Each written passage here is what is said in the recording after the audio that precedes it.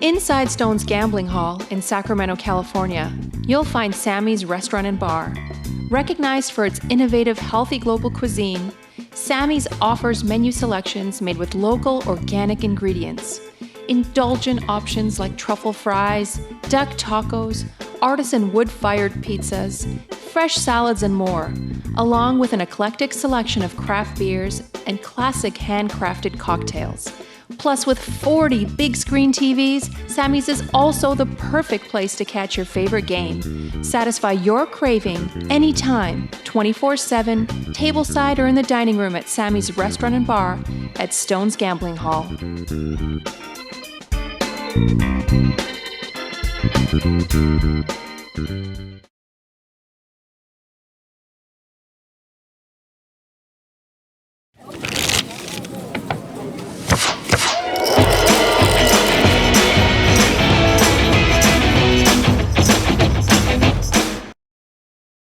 Real poker?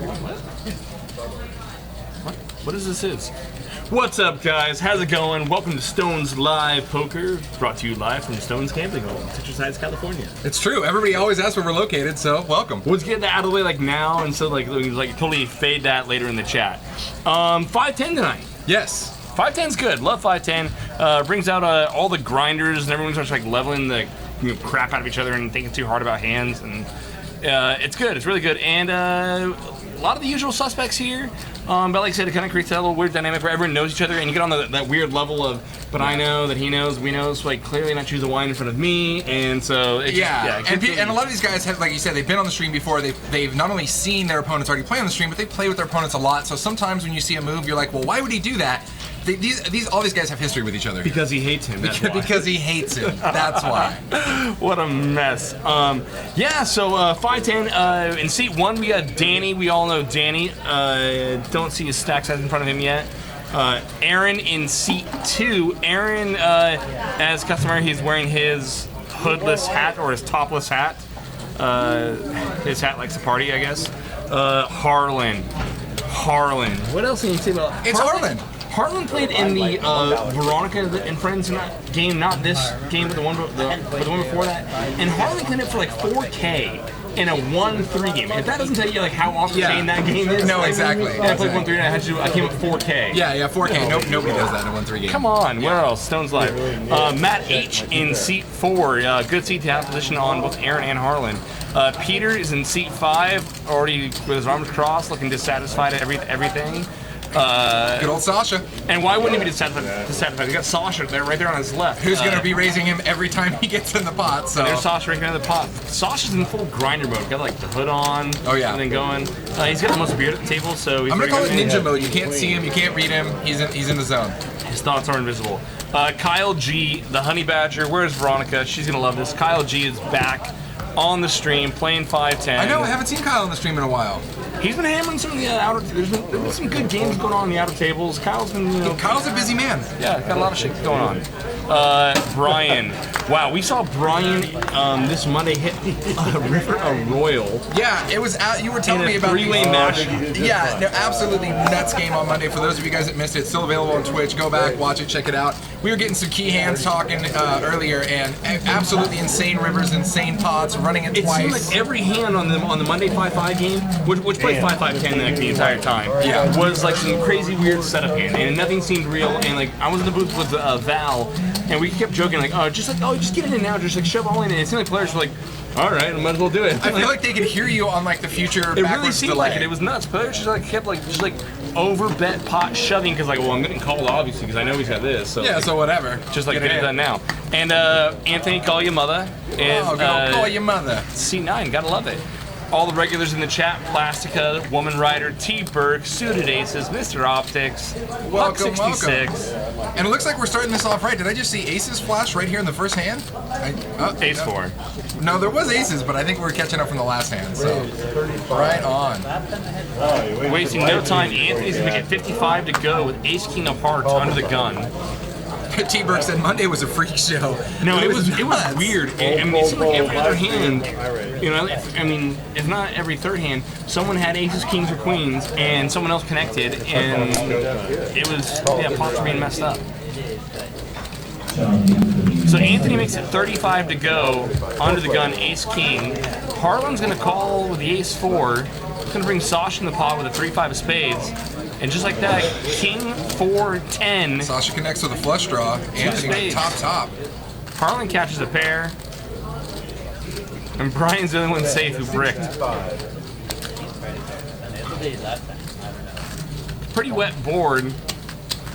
Anthony's going to bet for value. That's 55. Harlan's going to come on with a pair of 4s. Sasha, who has position on the button, is going to just call as well.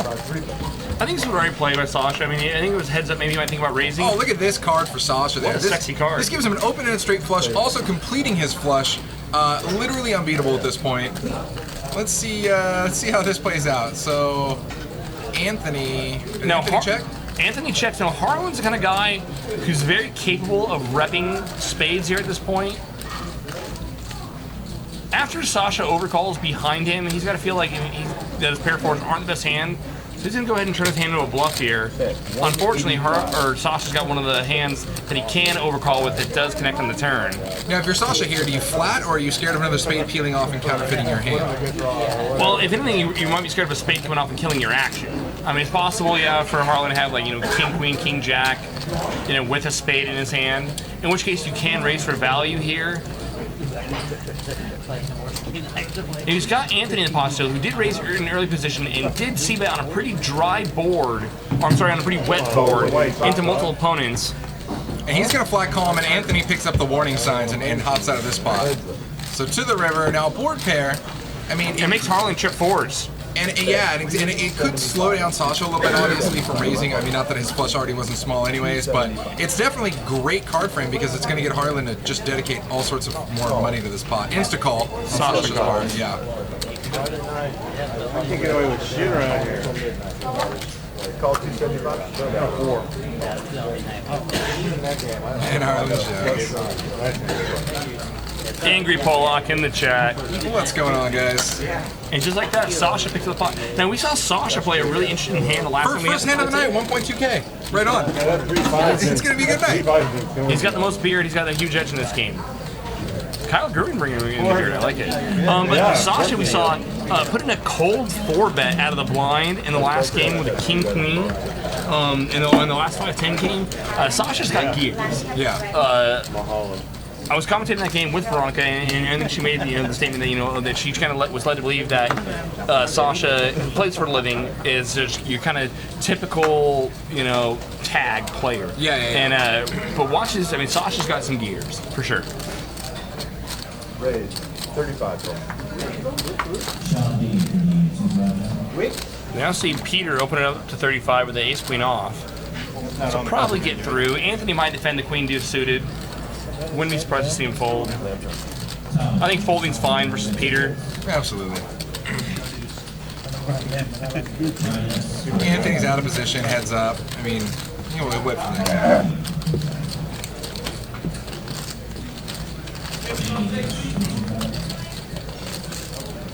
Veronica says she's sewing curtains right now. I'm not surprised. She is a woman of many talents. I think that once she gets enough mom juice in her, she'll start sewing curtains. I'm trying to is that something like weird, like innuendo or like street lingo that I don't know about? Like I'm sewing curtains. Yeah, I don't know. No, I don't know what that means. It was probably a thing like that means you're doing drugs. 70s. I never knew that. Yeah.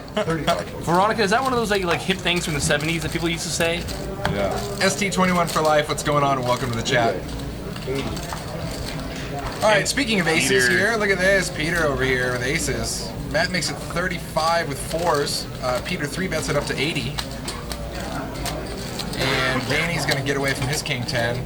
And Matt loves this. I mean, it's sick, but he loves it. But he knows where Peter is roughly. And Matt feels definitely like if he does catch here, he can and will get paid. Boom. So nobody connects with their pocket pair here. Peter's still way ahead. And it looks like, does Peter just have the check mark because the other 4s were folded then apparently? So Must have been, yeah. So that's unfortunate that Matt's actually drawing dead, even though he thinks he has at least 2 outs, or the 2 outs. Even then, 2 overs and a gut shot, even if you thought Peter had just has ace-king here, No, it's 4s bad, just don't yeah. fare well. Matt's going to save a little bit of phase, think about it a little bit. No, throw he's away the gone. hand. He was doing a little set hunting, and you know, there wasn't any game out there to be had. It's kind of funny. It's like one of those weird spots. Like when you open a hand like pocket 4s and you get 3-bet, you'd almost rather a tighter player do the 3-bet than a loose player, because if you're gonna like decide definitively, okay, I'm just gonna set mine here with my 4s. You really want the player, your opponent, to have a real hand, something he can pay you off with. And that's sort of spots, you know, oftentimes people, they misinterpret their implied odds. They'll say like, okay, well, I have this much, he has that much. If I catch a 4, I can get all that. Well, your opponent's gonna have a hand in or make a hand too. Exactly. And so you almost like that's why I said, you know, oh, like Matt's gotta love this. I mean, he doesn't love getting 3-bet by Peter, but it's like if he is gonna get 3-bet by someone and decide to, okay, I'm just gonna do nothing but set mine, not gonna see that bluff, you know, anything here, then he'd rather his opponent have a hand, and it's better chance that Peter's gonna have a hand when he 3-bets than, let's say, you know, Brian or Anthony. His players have a little bit wider 3-betting range pre-flop. Yeah. Limp pot so far. Anthony makes it 35 to go off the button with a suited ace. Aaron's gonna call, as is Peter, who limped. And Jack deuce 5. Peter's still ahead with his 4s. Now, the funny thing is actually Anthony needs Peter's 4 to connect here and make a wheel, which would just be a nasty, nasty action card. Check bet fold. Anthony C-bets does have that inside straight draw, backdoor flush draw. He doesn't know that 2 of his 4s are out of question, but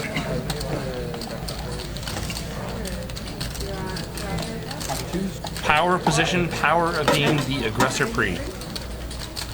So I mean, just think about, you know, the dynamic of the hand. We saw, you know, Matt open 4s before, where Peter elected to, you know, Matt open 4s. I don't think Matt, you can see much, you know, or any open limping from Matt ever. Or Peter elects to limp the 4s there and lets Anthony kind of take control of the hand in position. Whereas if Peter, let's say, had open 4s there, I think you're still going to see Anthony come to the hand, call with a suited ace. But then if Peter puts him to C-bet on the flop, then Anthony might call, is probably going to peel one straight with the inside straight draw, or backward diamond draw. But because of Peter, Anthony might fold in his hand with some frequency as well too. I mean, so it kind of goes back to, you know, being the aggressor. I hate limping, of course, but then again, I hate most things. If someone does something, Then again, I hate most things until you start eating Advil for the headaches, right? Yeah, right. It's like, oh god. Is this 4s again? 4s every hand? Is this for life? Happy birthday, Brian. 7-8 Jack. Bingo, bango, and a straight only gets longer here. Super stone cold nutters for Brian. He's got a big straight. Chicks dig it. 45. Proper 3-bet. There's a burger at Yard House.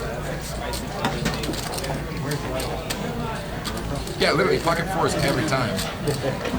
We gotta get that's your problem. So we're gonna look at our stack size here. Sasha's got about 3K from about 300 bigs. It's good to be sitting deep in a game like this. And we are burning through some hands right here. Harlan's taking a breather. Little food break here at Stones. Hey, nobody has pocket 4s. That's a change. Wow, Kyle throws away the king queen off. Wow. I mean, it's not the. I mean, it's not a terrible fold, but it is on the snugger side here. It's funny because when you're opening, I mean, Peter's big blind. I mean, I'm not trying to beat up Peter. Peter, we know Peter plays a tighter game. Look at this. So deuce, jack 9, 2 spades on the flop. No help to anybody. Peter's ace high here, still in the lead.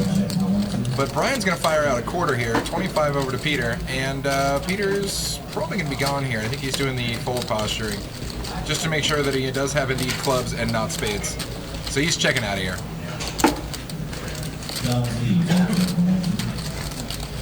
So what's the next tournament? Is it the Twitter Roll is the next big tournament we got going up? I know we have the Stones Fall Classic coming up. Stones Fall Classic, it's the big piece on the map that everyone's looking forward to. Yeah, oh, absolutely. But I think the next special event, like I said, I believe that is the Twitter Roll. The Twitter Roll, yeah. For those of you guys who aren't familiar, we'll post the info here in the chat. But the Twitter Roll is really cool. Basically, you just follow Stones live on Twitter. You follow a couple of the tournament directors. You get some bonus chips for that as well. But pretty much, Stones adds 10 grand to the prize pool, and you come in and buy in for super cheap, right? I think you just show them that you subscribe. You buy in for like $35 or something ridiculous. Yes, it's a 10K prize pool. Stones, they put up the entire prize pool of 10K. It's just $35 to get in. You're not gonna get a 10K anywhere, live. For $35. Yeah, no. Unless you're talking like some random online with thousands of players. Yeah. So. Yeah. $35 buy-in, 10K prize pool, and I think they pay out like just the top. It's just a set. Okay, we're gonna pay out like the top 40 places or whatever. Yeah, super rad. And we did just post in the chat that it's coming up September 5th at noon. So definitely be here for that. All right, so we got a flop brewing here. Queen, Queen 9, 2 clubs. We have 2 possible flush draws here, and quad queens for Kyle. Wow, wow. So everybody's drawing completely toast to Kyle right here. Let's see how this unfolds. So Danny bets 75. Obviously, Kyle's just going to flat here. He doesn't want to scare anybody away, and that's going to entice Brian to call with his flush draw as well. I know, we're all chanting for the train wreck. Club. The hard part, Kyle, you'd almost much rather have only 1 queen on this flop, because Kyle's got the deck so crippled. It's hard to get value out of anything. Yeah, you can't. Really, the only buddy connected there is Brian with pair of 7s, but nobody. Unfortunately, nobody's going to pay Kyle. But Kyle checks. What else are you going to do? He really has to. What else are you going to do? Now he's just going to table quads. I want to see the reaction.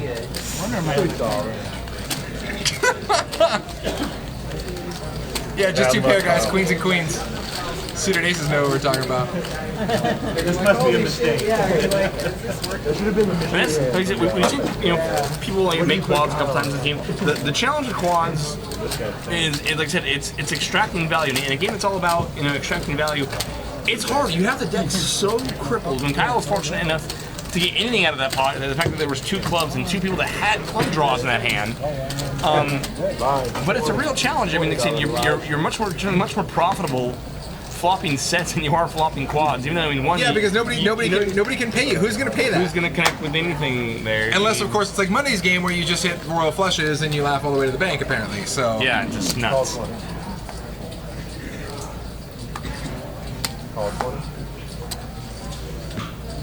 I was playing some online poker, and I had a buddy of mine kind of railing me, watch me play, and I flop quads, and I'm like, well, this sucks. Yeah. And he's like, well, what are you upset about? I'm like, well, just kind of blew my whole load here. Yeah, I got nothing. What am I gonna do? I got nothing. What am I gonna do? I put a chip in the pot and it's gonna fold.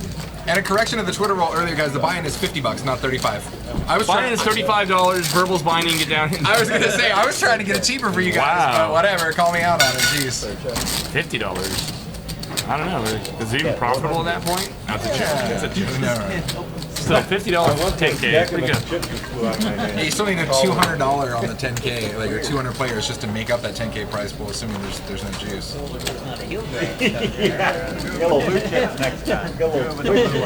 Here we go. 7, 4, 5, 2 spades. Look at this. Kyle flops. Oh yeah. Kyle flops second nut. Sasha flops the nut. Brian flops 2 pair. Absolutely. This is going to be all sorts of a hot mess. And Sasha's going to put in a big raise here. And he's got to know. I mean, people are either going to continue with this hand or dump. Brian's got 2 pair.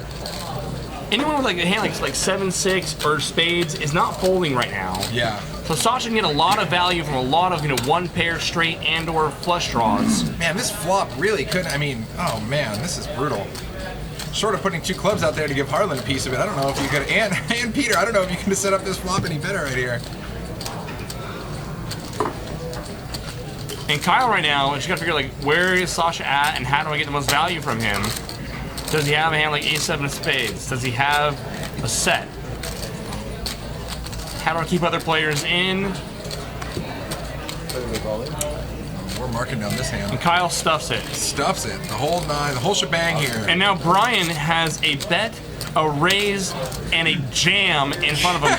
And now top and bottom pair are not starting to look so sexy. Well, I was gonna say it's funny because before any action started in his hand, you know, Brian saw that flop and he was like, "Oh, this looks fun," and now all this, and he's like, "Well, maybe it's not so fun." And I just put that extra 100 in the free flop.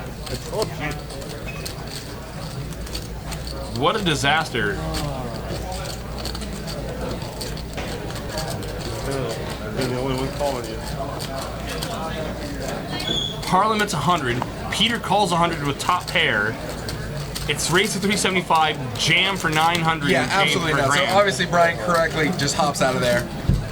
Super gone. Peter, you have a 7. Yeah, Peter laughs and he's gone. Now the real barreler's here, so obviously Sasha's not going anywhere with the nuts.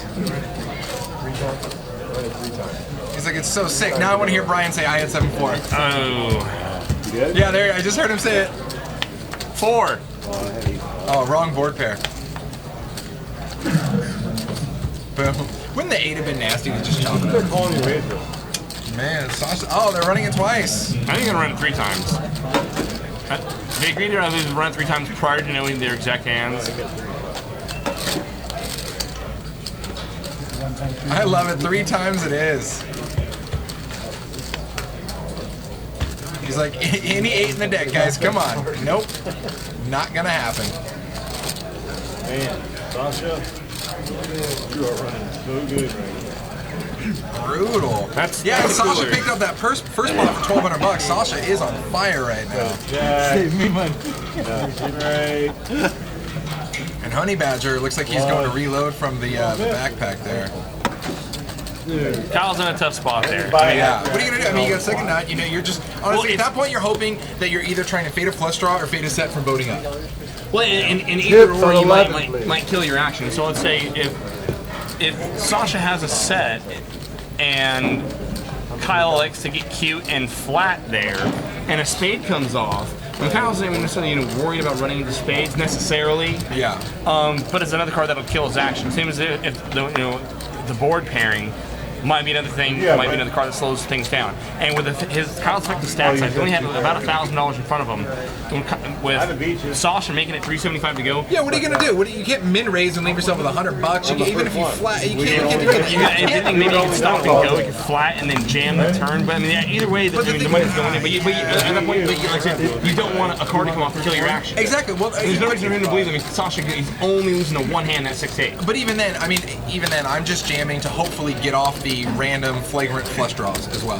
See, I'm jamming, hoping they get those guys to call and let's So let them break you out. want him to call? I don't want him to call. I'm not lucky, dude. Everybody such gets there. Everybody gets. Anthony calls his mother. She gets there. Everybody gets there in a pot against me. I don't want that call. You were upset that I didn't raise it, and then afterwards I'm like, fuck, I should have raised it. Man, what a little action pot right off the bat. Sasha. Harlan makes it 50 to go to the ace check. Sasha comes along because, well, he's Sasha and he smashes flops. As it is, Sasha catches middle pair. Harlan makes top 2. Binding?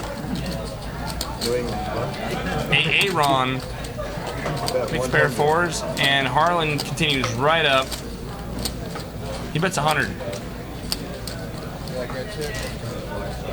I have nothing. Honestly, if I'm Sasha, I'm playing anything right now. I'm playing the heater, dude. I'm playing the rush. Sasha's just killing it right now. I think it's a good call by Sasha. I mean, considering, obviously, we know that he's in a real bad spot here against Harlan, but look, considering Harlan's sizing and the pre-flop action, Why am I not surprised? It's hard to give Sasha life. Why am I not even surprised? and he'll probably like river like the 9 of clubs, like something super sick like that. Babyface ATL, that sure is Royal Flush legend Brian. I don't like that right there. Royal Flush legend Brian at the table from Check, check. Oh man, I really thought it was another heart. So Harlan with a check mark, 2 pair, not going anywhere. I'd expect Harlan to lead here. After Sasha checks back, I think Sasha's gonna have So some more. pause at 405. Harlan's gonna do a little value of what, 200 and some change? 2.25. 2.25.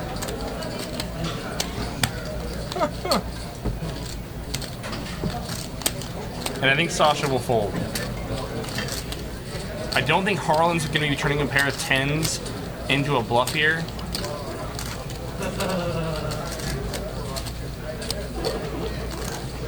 And I think Sasha can get away. I don't think Sasha's looking to hero call right here. The way this hand played out on this board, I don't really think he's looking to hop in there.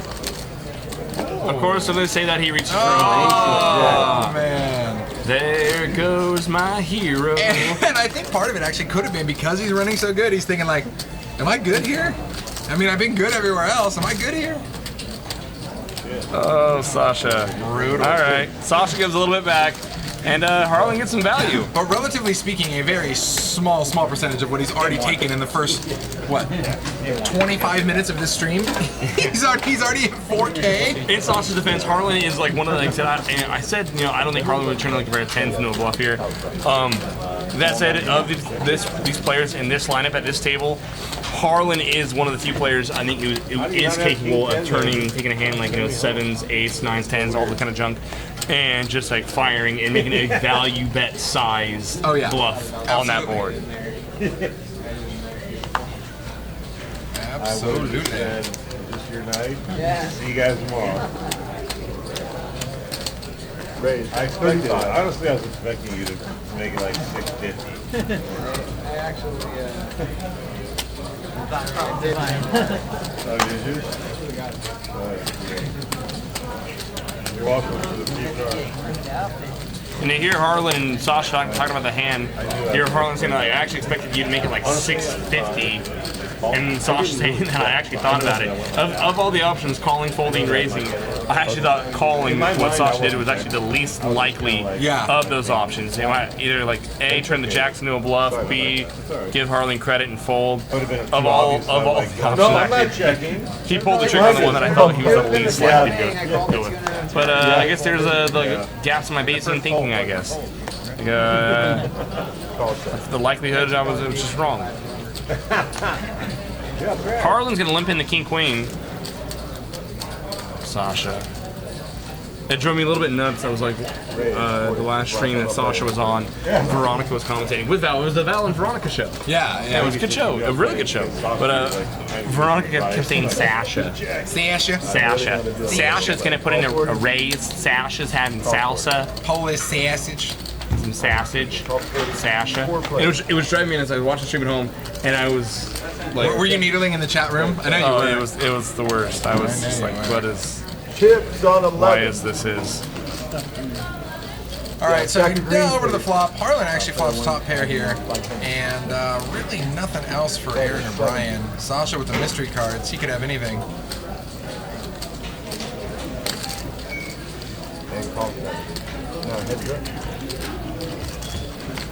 And to the turn.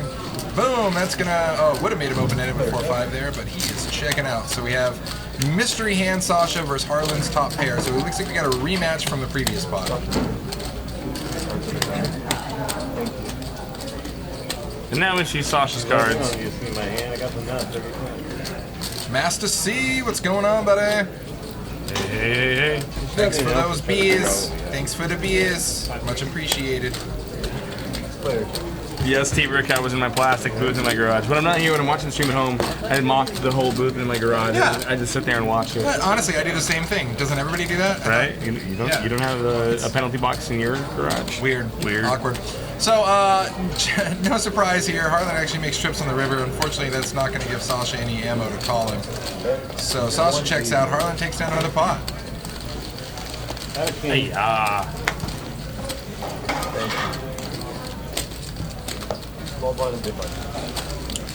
Biggity bam. Man, 2 in a row? I mean, another day, another game. Isn't it the truth? It's true. we're talking about that. It's very true. Guys, if you like what you see, if you're just tuning in for the first time, or even if you're a regular and maybe you got drunk and accidentally unclicked it one time, click that green heart there in the lower left corner of your screen. Make sure you subscribe to us so you get notifications so you can come on here and you can needle us in the chat room, because that's really what we're here for. So you just come on and you needle us, and you know, maybe we'll ban you, maybe we'll mute you. It'll be a good time.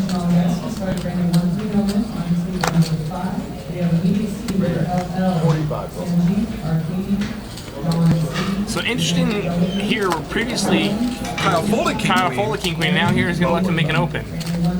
Both pots, there was no action in front of them. Oh, Woman Rider took third today in the Stones AM tournament. Look, taking third earlier, now in here to watch some extra poker. That's just the life, man. Well, she can afford to watch now. She can afford to watch it now. She doesn't need to play it. She's like, yeah, I'm good. I did my work this morning. Look at this hand. Kyle pre-flop raiser here actually flops top 2 pair. And Brian also flops top pair. Peter still with ace high. 150 in the pot. Half pot continuation bet from Kyle. Plus 225 in the pot. 75 for Brian to call. He's getting 3-1 on his money with top pair.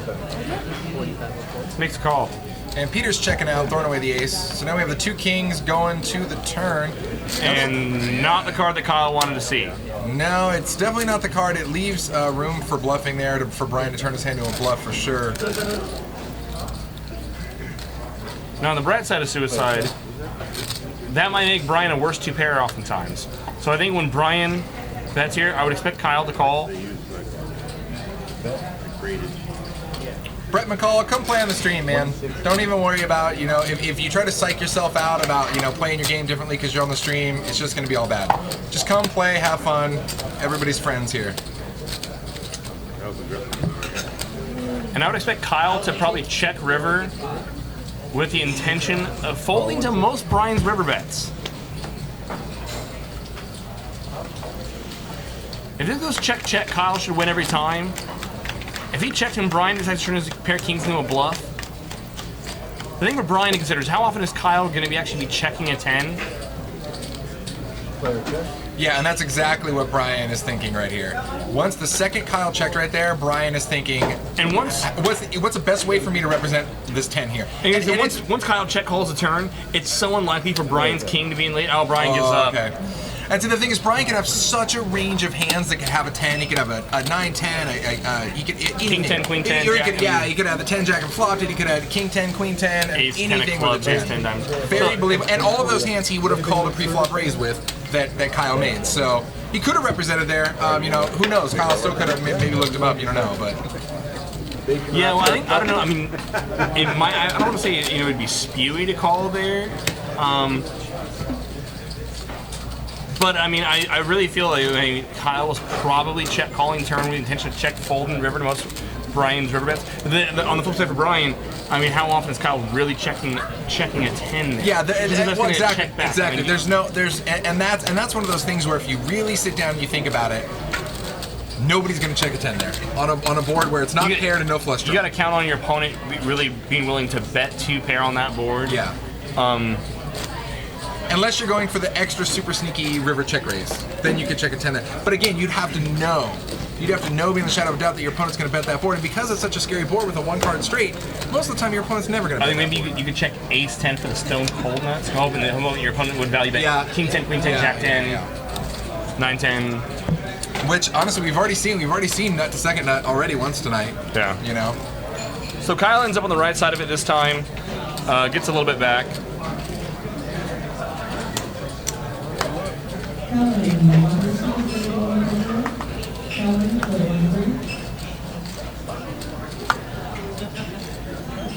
Sasha looking down with ace 10. And he's going to come in for a raise.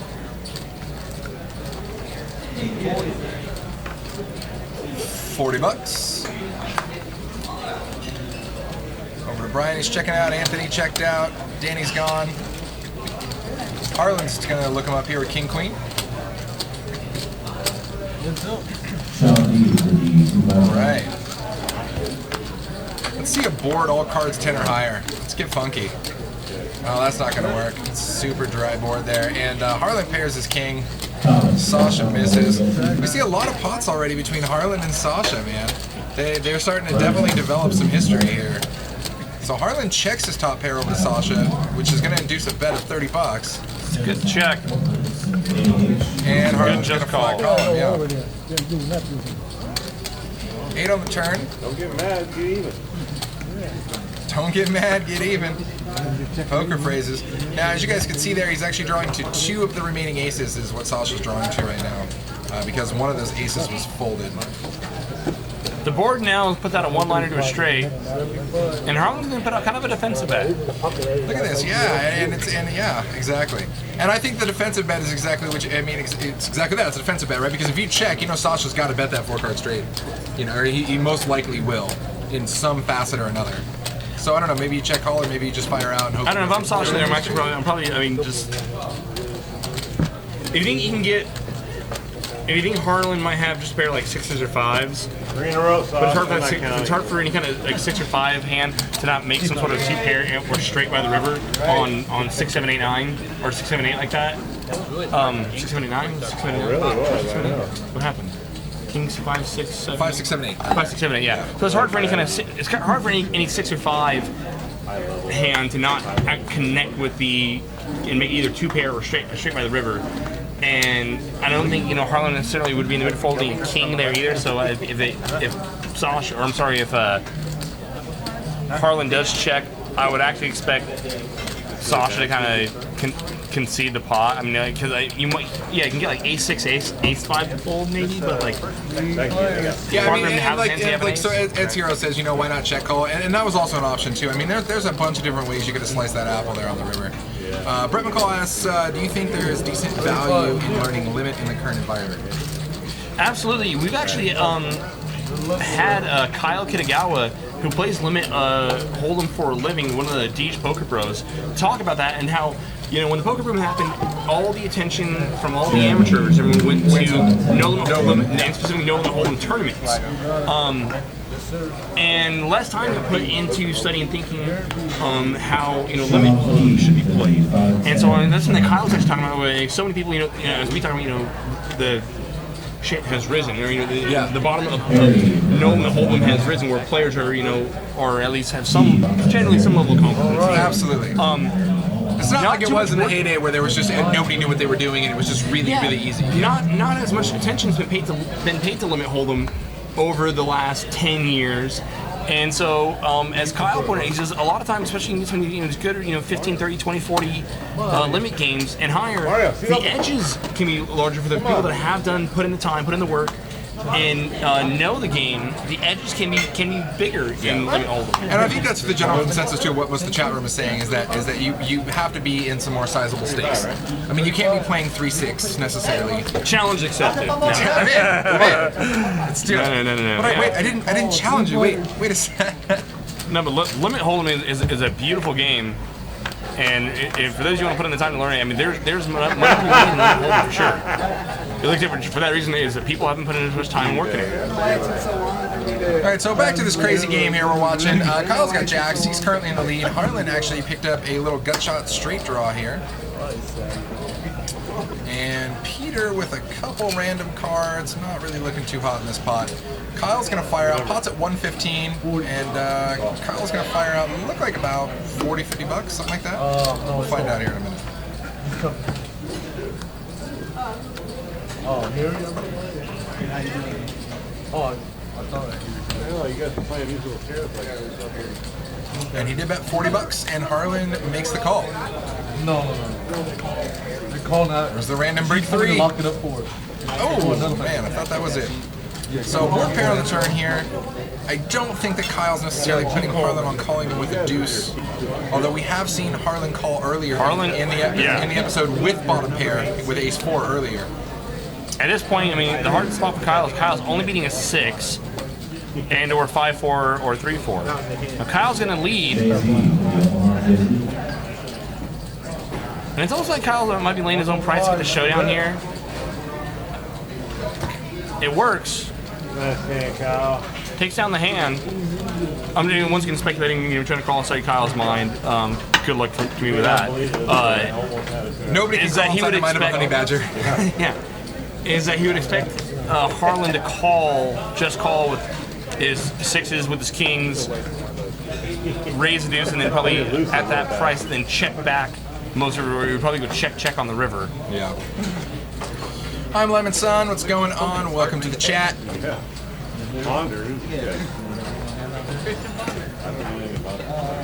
Usual suspects at the table there. Tea in the dealer box. Getting some fresh hands.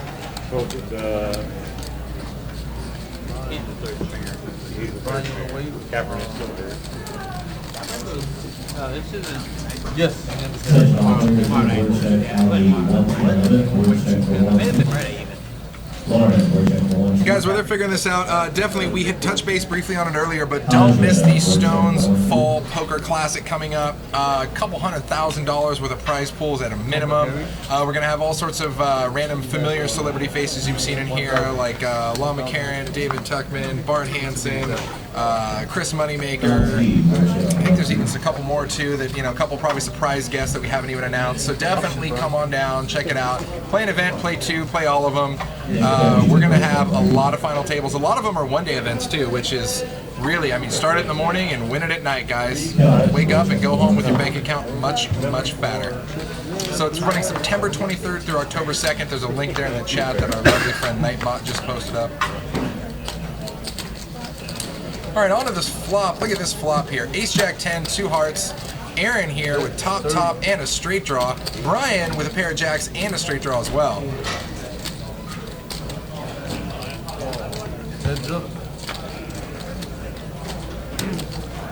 Oh, puts 3 hearts on the board, and Aaron with the redraw to the nut flush as well. Check, check. Jack and Brian gets there. It's so sick. That is so sick. You had about 1 million outs that you didn't need to hit, and he hit one. Look on the bright side. It's not like Brian's making any more royal flushes like he was on Monday. I don't expect Aaron to call here. I think Brian would value bet a worse pair of aces the same way. Wow, Aaron folds the ace-king. There you go. I think it was a bit of a snug fold, but it was the correct fold, that's for sure. Hey, yeah. You didn't see that one coming, did you, Hotshot? No, I did not.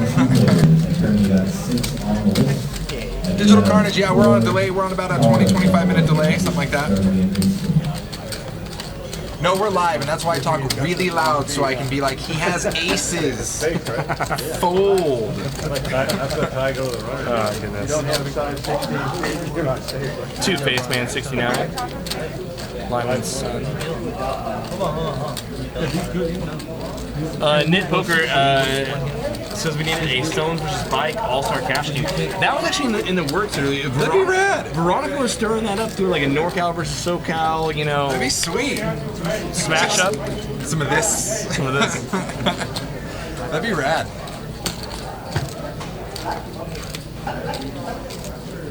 The thing about it is, it's like you were talking like who would we send? I think who would we really send? 'Cause I think our best players are not necessarily the funnest players to watch. That's a compliment. No, exactly. But are we gonna send? I say we send a sweet mix of like just crazy action players, and then like some some snugger players. Grindy assault. Yeah, and one grindy assault weapon. Assault with a deadly weapon right here.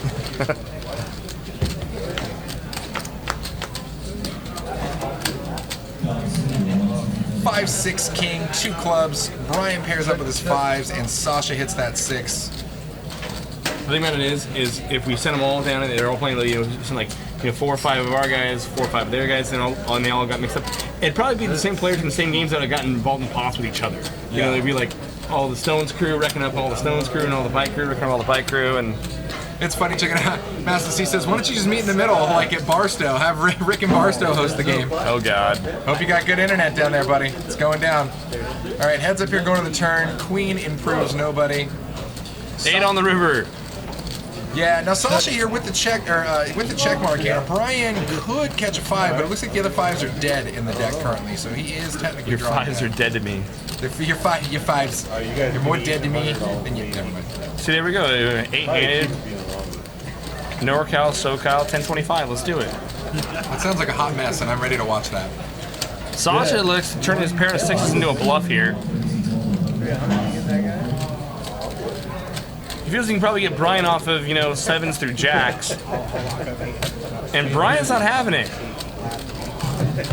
Brian correctly reads that Sasha's full of it right now. Unfortunately for him, he's not full of it enough because his hand is actually notched Brian currently. Sasha doesn't know he's value betting, and Brian doesn't know that he's right but he's wrong. Brian makes a correct read here that Sasha is not strong, that he is weak. Unfortunately. And what's Sasha going to do? Is Sasha just going to check down? Yeah, he's going to check down. They give up. Both players give up on it. Wow. And I think once Sasha tables his hand and Brian sees it, I mean, he instantly is like, damn, I should have made that river bet that I wanted to make, but I didn't. And Sasha's got to figure that Brian had busted clubs there because the 4 completed the 7-8 straight draw. And right now Sasha's like, okay, well, you know, I needed to fade a club and I did, I guess. After I warm it up or something, then it's okay. So there's a look at your chip stack, guys. It looks like pretty much everybody at the table has 1,000 or more there. Brian's just on the cusp of it. Yeah, solid stacks at this game. And again, this is table maxed, so anybody could come in and match up Sasha there, who's our current chip leader, with almost 4 grand. So if you're anywhere local or anywhere within about an hour driving distance, I'd say come on down and bring your piggy bank. Smash the game. Yeah, I really feel for Brian Brennan. I mean, that we find ourselves in the spots often, especially when you're thinking through hands and ranges and things like that. And you find the word spots where you're right but you're wrong. You know, it's like, you know, like, hey, I think he's really weak here. I think, you know, he's bluffing. But the problem is you find yourself in the spot like, okay, but what if he's bluffing with the best hand? You know, Exactly. No, the thing is, even when you know they're full of it, but you physically can't beat them, and there's not really a way that you can bet them off the hand, you just sit there and like, yeah, you so kinda hate angry. your life. I mean, Loud noises. It's oftentimes find myself in the weird spots where, like, especially, you know, with ace high, ace x type hands, you know, where you're like, well, God, my opponent could be. I know he's bluffing. Yeah. But he could be, you know, he's also good enough to take a pair of deuces, a pair of threes, and no bluff here. So calling off I ace high. can't even call him an ace high. That's the sickest part. You're like, I know he's full of it, but he's less full of it than I am. Yeah, but exactly. But he might be, and so you're kind of like in this weird, like, this conflict of he could be bluffing with the best hand, and it's just kind of like, what are you gonna do? Yeah. I was right, but I was wrong. It's kind of that. My life story. Yeah, right. Yeah, exactly. You pay the man off, give yourself a pat on the back for being right, for having the right read, and you just go back to work. You're like, I knew it. I knew you didn't have much. So you enjoy that pot and the extra call that I just gave you. And I'm going to sleep tight tonight knowing that I was damn close on my read. 678 in the chat. Fellow Twitch streamer. There you go. Co-commentator at times. Another guest commentator Guest comes commentator. and hops in the booth. Matt's gonna make it 50 to go. Look at this. Everybody's going to look him up. Everybody wants a piece of this. Deuce 5 king on the flop. Let's do it. Here we go. Let's do it. Deuce 5 king. I know, I'm such a sucker. Of course there's an ace. Ace everywhere. Ace baby. Ace 3 here on the flop. Nobody likes this board. Pot's at 210. So it's like, yeah, checks all the way around here. So Anthony first with deuces. I mean, and obviously anybody playing an ace would have most likely checked that around as well anyways. And here we go. This is what I'm talking about, like Anthony turning his hand into a bluff. Look, even, hey, number one headband, welcome to the chat. Even number one headband's like, hey, is that guy in C2 the guy who hit the royal flush on the river on Monday night? His legend precedes him. That absolutely is Brian. That would be Brian in seat 8. Or seat 8, yeah. Royal flush Brian. It's kind of tricky with the cameras. Too off the dealer. But this is a good bet by Anthony. And this is Anthony. I mean, he's like, I could have the best hand here sometimes. I could kind of, I mean, he's kind of merging here, I mean, to a degree. I mean, he could have the best hand. And I think Kyle is definitely just putting him on a little feeler bet out there. But if Anthony can ever get, 4s, 5s, 6s to fold, which he did, he got hardly to throw away pocket 5s, it's a great play. Now Anthony...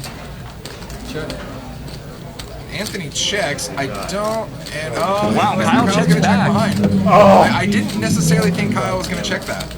I thought Kyle might have... I mean, because he could have... The way he lagged that hand, he could have easily been just slow rolling an ace trying to milk cash out of that. Yeah, an interesting check back by Kyle. I mean, King High is going to be good there with some frequency. I mean, did put a club out there on the turn.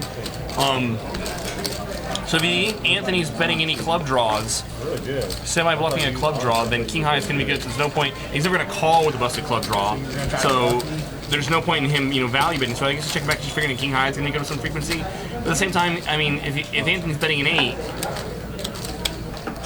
I don't think Flattingham's profitable. I really would expect Kyle to be betting when Anthony checks. I think Kyle wins more often when he bets there. You know, if even if he ends up doing a spot where you don't know you're betting with the best hand, if let's say Anthony had busted clubs and he's not gonna call anyway, you bet and you win. If Anthony's got any pair and Kyle bets and folds, Kyle wins. I mean, Kyle only gets called by obviously an ace, which I don't know if Anthony checks. Takes the. I think Anthony had an ace there and was in checks. I don't even check in river. It would either check lead or check raise more than the check lead check line. That's just a weird line to take with an 8 if you actually have to. Yeah. I think Anthony might miss a check call with an 8. But that's the only time that Kyle loses if Anthony check calls with an 8. Yeah. Sean McCormick, what's going on? Welcome to the chat, You guys buddy. all called? You got all one from Tim. Look at this, and again, we have the same thing. Couple of paint cards here and 2 pocket pairs. And again, nobody connects except for that king. Bingo bango for Harlan, way ahead here in this hand. Bet 150. And Harlan's not going to waste any time. There's 240 in the pot, and Harlan bets 150 of it. And Peter's checking out with his 3s. it should get through. Yeah, over to Anthony to check out. And yeah, but there's nothing. I mean, that's a pretty dry board if you didn't hit a king or have a pocket pair over 9. It's such a really. broken board. It's a broken board, broken home. I think it might be probably more profitable for Harlan to check call there, or check and then lead turn. Live Oh, look at poker that. is Yeah, no, this is musical chairs. Yeah, see? So Brian is in Brian's seat in seat 2. too. What does that Yeah. happen? So look, so Danny got a table change about 15 minutes earlier, and then musical chairs just went crazy. You move here, I move there, you move here. Wait, So Anthony moved? So Anthony and Brian both moved into that seat over there, and then I think Aaron moved. And I think we're getting is it Henry we're getting now? Yeah, so we have a new player, obviously. I think it was Henry. I think he just got in the very tail end of the last 5-10 stream, if I'm not mistaken. Harry, there we go. He just got in at the tail end of the last 5-10 stream. Yeah, and he made a big, what did he make, a big bluff? Or Big bluff right at the end against the end. Nat. That's Yeah. right, I remember that. That was, Henry's got solid. gears. It was, and it was like, it was a really good Harry. bluff too. It was unexpected. Harry, I keep saying Henry. I'm gonna stop doing that now. Oh, you call people whatever you want anyways. There we go. Yeah, whatever. Mustache. Starts mustache. Starts with an H. I was close. Good enough for the girls we date. Oh, man. What's your name? Hey, you. Hey. You, it's you. All right, deuce 6-10 here. Really nothing for anybody. Anthony's still in the lead here with ace high. Checks around to the turn. 4 peels off. Still ace high.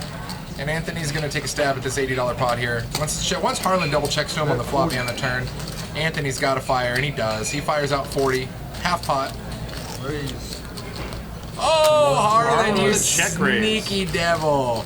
Harlan makes it $1.25. I love it. The good old bluff rebluff.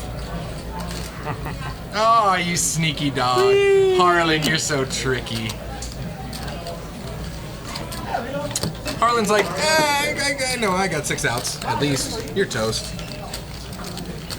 Once again, I'll find a reason to hate everything, but I think Anthony probably should be checking back there. I mean, I don't think Harlan's ever folding a pair. If he has no pair, then ace high is good. But you might open yourself up to getting bluffed. Like that. Like that. I mean, it's not exciting poker. Hey, check. I know, it's kind of dry, but like, we are here to make money. Is that the goal of poker? And Harlan is obviously, he ain't messing around. You're gonna put dead money in the pot? Or fine, here, eat some of this. Not on the life. Dude, it's free advice for all the amateurs out there. Jar Jar Binks 1526, welcome to the chat. Stones is located in Citrus Heights, California, right outside of Sacramento, California. What are they saying? 678 says Earth. I don't know, man. Some of the things that happen in this game are otherworldly. There's some weird stuff happening. Well, you know what I like it because everybody, used to say, oh, online poker's rigged, with the cards and the setups you'd get, and we see the exact same things here. That's why I like to say live poker's rigged. Live poker's always rigged.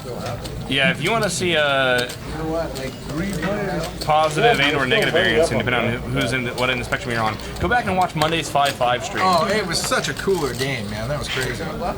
Oh, look at this flop for Sasha, who just keeps running good. Sasha. Sasha flopping trips right here. 3-9-3 on the flop. Anthony's got 5s. Harlan's got a couple of overs. 8 of diamonds. Am I allowed to do that? Oh, 4 on the turn. No help to anybody here. Wando, what's going on? Welcome to the chat. Sasha finally going to bet a little value here. Pot's at 135. Sasha's going to bet out a little less than half that. Fire out 60 bucks. And Anthony's going to look him up. Can I get chips on 11? Because really he's only afraid of a 3 or a 9. Hoping he doesn't have that. Why don't I do that? And to the river, a queen. No help to anybody. Sasha still with the check mark here. I'm thinking if Anthony probably thought he was good on the turn, he might think he's good on the river depending on how this plays out. So Sasha first to act. He's clearly going to bet. He's just figuring out how much. Pot's around 250.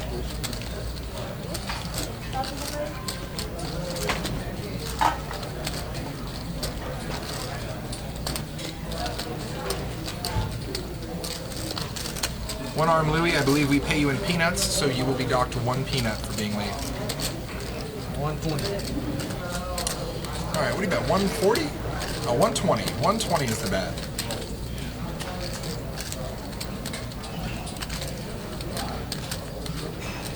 And that's just enough to make Anthony really consider a solid call here. He's running good. And he is. And he said running good. Running good indeed. He is not wrong. There's no way I would call. I don't know about what I. He's like, just runs too good. And it's funny because that little half smirk from Anthony's face after he sees the hand, I mean, is we all know what that means. It's literally just like, wow, you are running good. Like, I knew it. Of course you're running that good. Sasha. The Destroyer. Sasha now over 4K in this game, and we are less than an hour into it. It's it's almost as juicy as Veronica's 1-3 games. I know, yeah. Exactly. We're playing 5-10. Exactly.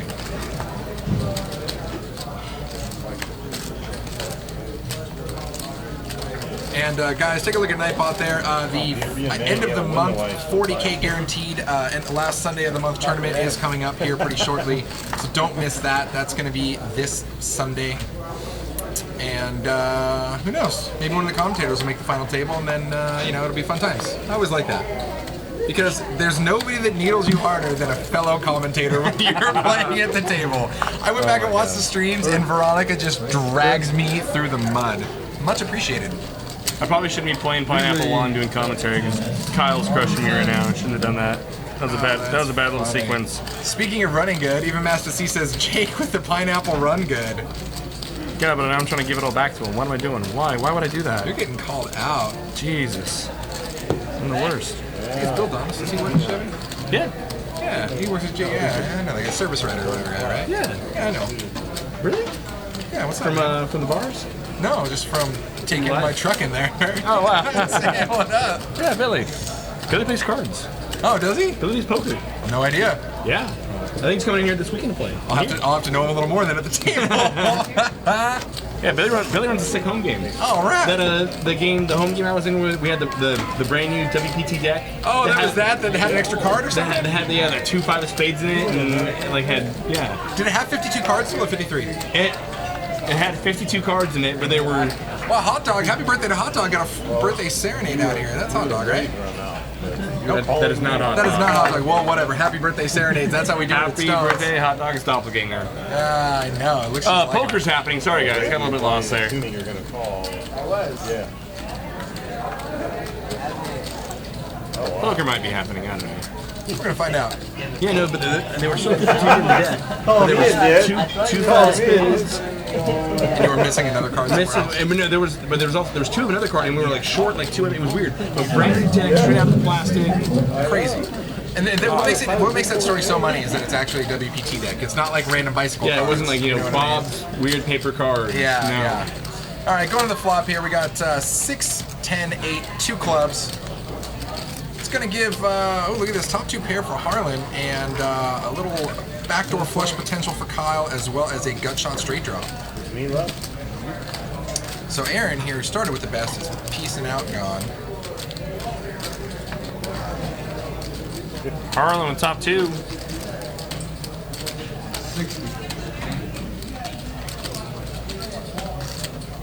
No freebie.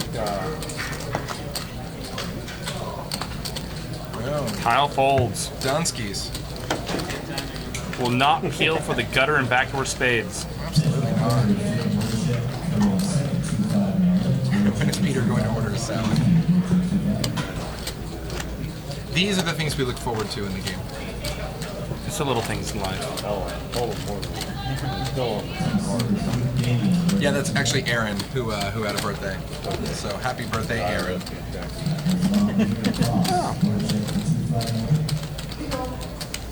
Big brag there, Harlan, that you have winning within the track. Oh, not for that. I'm talking about child support. Alimony. And quick little recount of the chip colors here, guys. The greens you're looking at there at the table are 25s, the whites are 100s, and the reds are 5s. Occasionally you're going to see a blue chip. Those are dollar chips, and those are generally used for tipping the dealer. Garnish everything I ever wanted. Peter, 35. Any idea of when the tournament usually finishes? I'm assuming we're talking about the last table, the last final table coming up on Sunday. we don't know because now we're going to a 1-day final table. Because before we used to roll that over and do the final table of that tournament on Monday, correct? Correct. And so now we're doing it on Sunday night. So because of that, I don't think they're doing the blind rollback anymore. If I had to guess, it still starts at the normal time, 11 a.m., right? No, we're starting at 10. Starts at 10, so it starts an hour earlier. I'm thinking that most likely it's going to end up sometime around, 10, 11 at night? When it's going to end? Yeah, maybe 11 at night, midnight, something like that. Midnight-ish, probably. But that's the whole reason to click the heart button and follow us so you can get notified when we go live. Yeah, I mean, we know you guys just want to sit in front of your computers all day long waiting for us to go live, but wouldn't it be easier if we just gave you an email? So definitely click that green heart button down there. Unless you literally just like watching paint dry until we hop on there, and then go for it. Who am I to stop? There are those.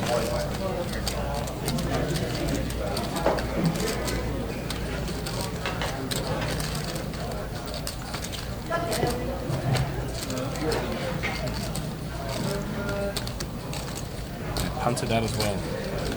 No more. Sorry, no more. Not paying attention. It's not gonna be good. Looks like the stream plans on starting somewhere around 8-ish. Yeah, so we'll probably stream it, depending on how late they play it out. Somewhere between 8 to midnight. You know, it might be kind of interesting one time is, just start the stream at whatever time, and even if there's still 2 tables left, just have like one outward camera. Even if there's no commentary or anything, just Have like a so you can feature just table. Yeah, so you can just kind of watch it, and, just watch the table break down, watch the players just yell and scream when they bust out, not even being able to know what the cards are. Oh, look at this little in-betweeners here. All right, 6 queen nine, 2 diamonds. You're a little too high. Ryan's still ahead here. See, if this was Monday's game, the flop would have down ace 5-4. Rick and Barstow, real quick, to get that notification, I believe you have to click, I think there's a little button next to the heart or a little drop-down arrow and a little pull-over thing that says, give me email notifications. I think you have to do one extra step other than just clicking the heart. But it does email you. I gotta fix it because I'm getting like a notification on my phone, plus I get emails. I'm getting too many notifications. I don't know, like everything's going on. You can never have too many notifications. It's a digital world. Well, Take them all you in. combine, following like 5 or 6 streams on Twitch, Yeah. and then having like 18 games of UFC going at the same time, and plus So you're a little busy with important things? it's like my phone's gonna like make noise all day long. Oh, man. First world problems, dude. Yeah, poor me, right? I'm too busy making money in open-face Chinese poker because I run so ridiculously good. You run on open-face Chinese poker like Sasha's running in this game. It's good to be live. It's super live. Oh god. This for the Broncos starter? And guys, as I believe we were saying earlier too, all of our streams are archived on Twitch for about 60 days, so you can always go back and watch those. But outside of that, we push all of our content, all of our Twitch previous streams over to our YouTube channel, which I believe is also YouTube.com/Stones Life Poker, if I'm not mistaken. We finally got a real URL. So you can go there and check out things as well. So follow us on YouTube, and you can always check out any previous stream you want. If you know you're going to come in here, you're going to play with one of these crazy players or characters here, check them out, watch them on the pregame, get some free information on them. Peter makes it 45 to go with kings. Sasha is going to flat the ace-10 in position. He is in position. Ace-10 often, especially from versus a tight player, he ends up being a 3-better full-type hand oftentimes. Sasha is going to call. Aaron comes along as well. Sasha does have position. Oh, look at that flop for Aaron. Just Happy birthday straight boatskis. And Peter is not hating that flop either. He's loving that flop with kings, thinking, okay, hopefully nobody's calling my pre-flop action with a 6. And I actually think Sasha is going to bet here. Yeah, in that division they do. If he can get ace, king, ace, queen, ace, jack to fold, this is a great bet. Now that Aaron overcalls, I think actually we're going to see Peter check raise here. Yeah? No. Well, I think Peter knows that the only card that's really going to counterfeit his hand at this point, technically, would be like an ace. You know, or so he's thinking. So he's kind of playing this in a sneaky fashion, kind of a tight, sneaky fashion. So Sasha finally realizing when he bets out with air and gets 2 callers, he's clearly behind here. And so Aaron is going to fire out 80. Now what's Peter going to do here? Is this where Peter starts his raise, or is this where he just checks? If Peter didn't check raise the flop, I think Peter's just going to call. I think he's just going to flat as well. I don't think he's going to get too spunky here. Peter's hand is super under-repped right now. Yeah. Heads up. And another 5 on Now the turn. this is actually, it's funny because it's not really, it's going to put Aaron into basically just like a check, like a call mode, but it's not going to make him super heavily re-raising now, just in case in the off chance Peter did have a 5. But most likely with the raising pre-flop, nobody's holding the 5. Aaron's going to stuff it. I don't know if he's going to jam all of it, but Aaron's raising. There's no way Aaron just calls. Peter never has a 5 here. Ever-ish. Aaron's got 900 back. I can see, he might just stuff it. I think he's got more than 900, right? I see, what, 1 or 2 white chips? 4 or 5? Yeah, it's about 900. Yeah, somewhere around that.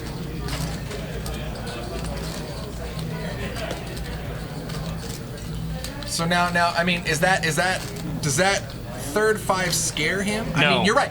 It shouldn't scare him at all because there's no way Peter should ever have a 5 right here. I totally agree with you. Aaron's, I think, just send it. Stuff it. He didn't stuff Raises the whole thing, but 3/4 of a stack. But yeah, he pretty much obviously dedicated himself heavily. 625. Now, let me ask you something. When somebody does something like that and grabs clearly the majority of their stack, leaving them just a few hundred behind, does that illustrate super strength to you? Super strength. Super strength. I think Peter's more apt to call Aaron stuffing all of it than that. I don't want to say it's a small raise. I mean, $600 in a 5-10 game. But I think Aaron has very few bluffs in his range. The thing is, Peter's hand's under him. One thing that might get Peter to call here is Peter thinks this guy has no idea I have kings. Yeah, exactly, and that He can has almost no and that idea. will mind psych yourself out. And I actually agree with Babyface ATL, who said, Peter kind of adjusted his read for Aaron to have like 10s, basically any pocket pair higher than the board, because let's face it, there's nothing out there, right? So it's very, and that's literally what Peter's sitting back thinking right now, thinking, okay, if you have any pocket pair, you think you're good. And he gets away! Wow, he gets away! He gets away!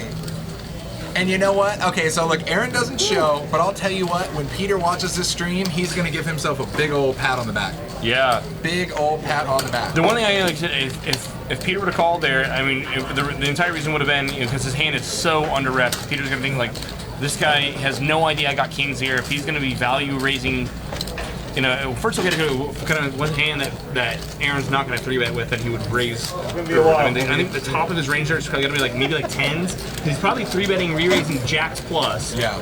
So then you're going to think, would he really raise 10s, 9s on 6, 5, 5, 5, 5, 5, 5, 5, 5, 5? Mitt Romney, I love the name. No, I totally agree with you, and I think what makes that super difficult for Peter is the way he played his kings was so disguised that it's like his it's hand's not very like indirect. it's not exactly, and it's not like everybody should know that I have kings, so why would you possibly bet into my kings? You know what I mean? It's like it almost entices you to get yourself in more trouble because you're so sneaky. Like, you don't know I have kings. Of course I have kings, and they should be good here. I do agree. We see Plastica make the comment in the chat box. I think we saw Peter get away. I mean, the one thing maybe I don't want to say leak, but like Aaron raising 66% of his stack. Yeah. I mean, that is so strong.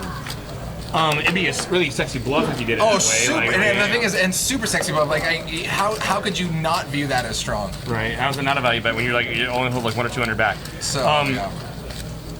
That said, I think Peter is more inclined to call it. Peter might have still folded. Yeah. But I think Peter would have been more inclined to call had Aaron just stuffed. I think Aaron's got more bluffs in his range if he just sends it. He might have some 7-8 there if he just says, okay, eat it. So we got a pot brewing here. So on the flop here, Harry flopped open-ended. Brian actually flopped a double gutter. There was potential spade draw neither of them have, and it would have got there on the turn, but we're still looking it up. And now this puts 4 spades on the board. It does give Brian the check mark with the jack, actually, with his kicker. You know what I love about Harry? He comes to this table and he says, "Give me all red." I love it. I want all red chips. That's what I would do. I just want to build a mountain of red.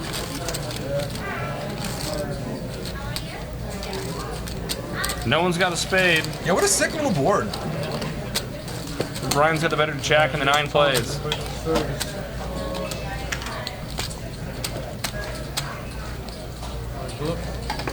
Whee!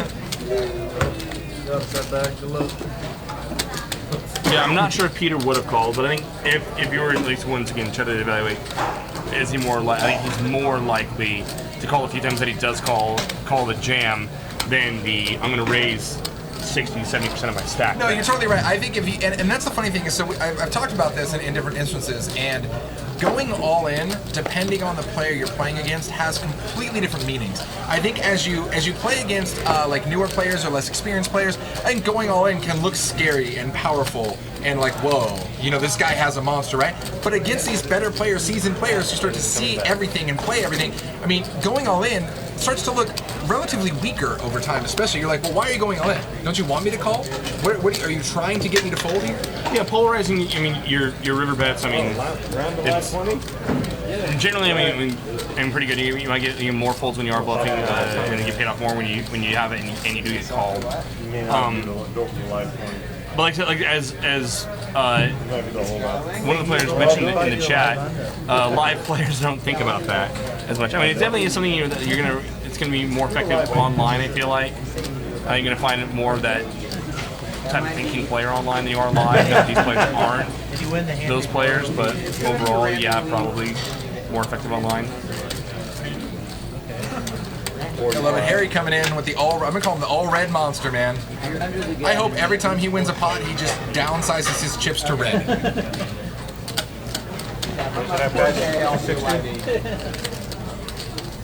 Alright, so he's gonna make it 60 bucks in the cutoff here.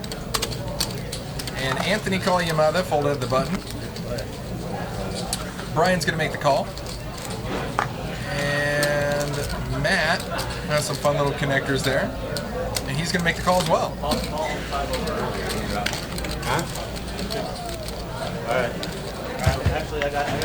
I want to see just a middle-of-the-road board. Just hit everybody right here.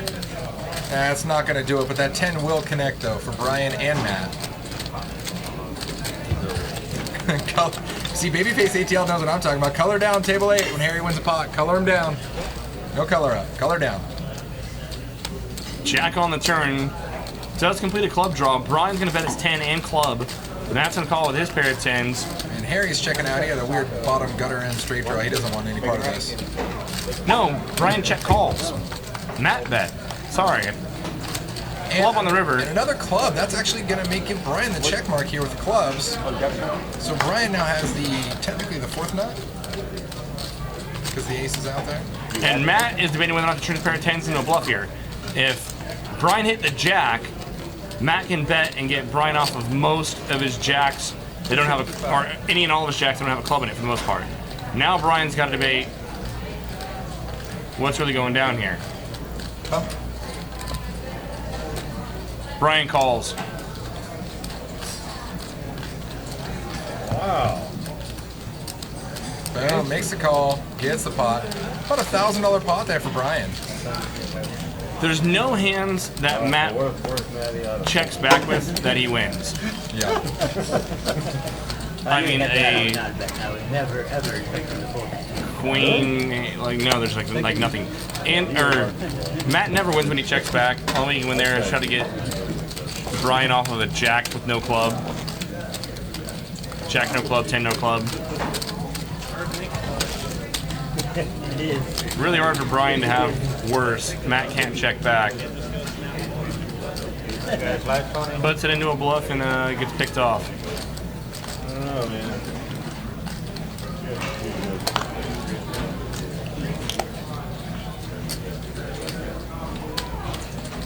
I'm excited to see what it's talking about. Yeah. Sir, would you like some complimentary delicious Stone's water? I would love some. Enjoy. Oh wow! I got it. Thank you. Action on Anthony. Got a suited ace in the cutoff. That's it again. 65. 65 to go. Peter does. I think Peter's got a $20 straddle line right now, if I'm not mistaken. Yes, it is. So we're playing 5, 5, 20. I think we got a random straddles going on right now. Okay. Four players.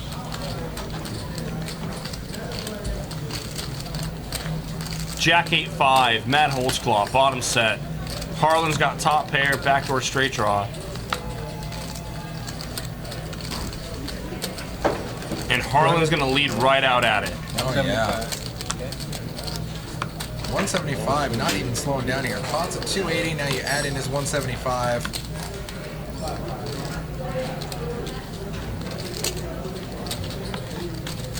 And this is right after we just saw Matt give some chips over there to Brian, so this could kind of help aid his image a little bit here. Heads up. Look at this. This is also going to then pick up Harlan here with a straight draw. I don't think Matt will be checking back. He's not looking to trap at all right now. A lot of one pair straight combos are gonna call him, including the hand that Harlan has. Yeah. 9-10 has him buried. But that's it. Pot's at 630. And Harlan, I think Harlan realizes. Folds a Jack 10 face up. yeah. I think, and Matt's not showing anything. Yeah, I think Harlan had some alarm sirens going off there. Give me the 9. Give me the 9. 9, 10, or Jack. I think we can clear those. You got 19 or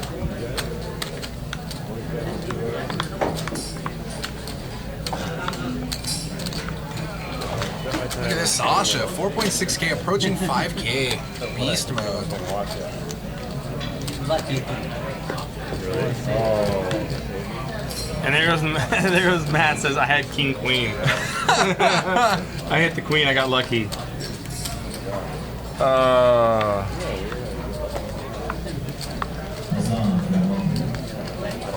Oh wow, Rawson 360. Sorry to hear about the beat, but welcome to the chat. At least you get to watch the fun game now. We said it all. Rough. Yeah, we're all doing really big time to be.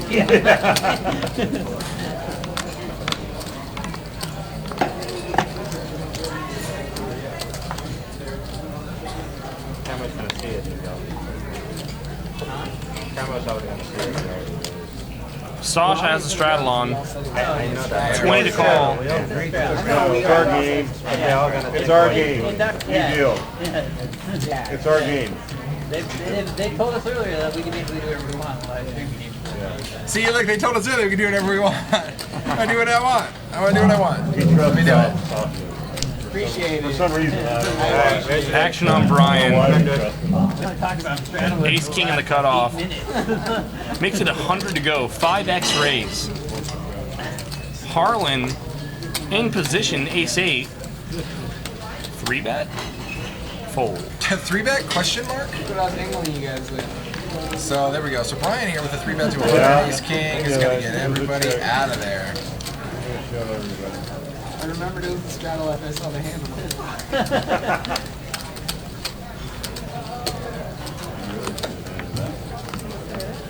Your turn, Cal. I'm just glad we haven't changed seats in a while. I expected the outer camera here. Oh, everybody move seats again. Yeah, musical seats. Musical Everyone chairs. draw a card. 25 or Sliding chips around.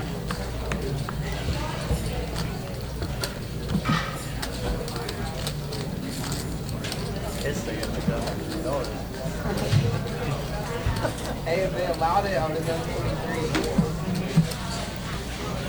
Funny slide, man. Down.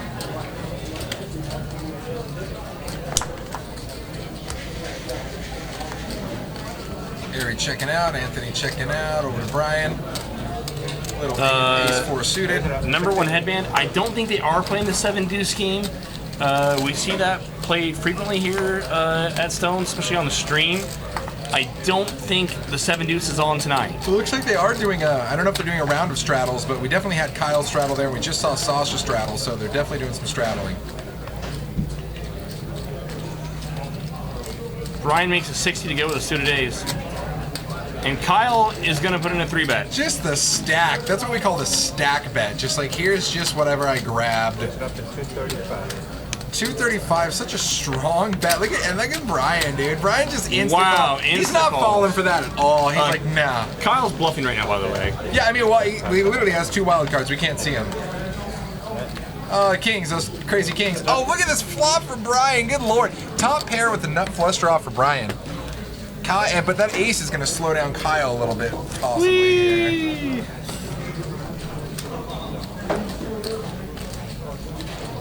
Wow. So Kyle checks it over to Brian, who's definitely going to take advantage of this. Pot's at almost 500 bucks.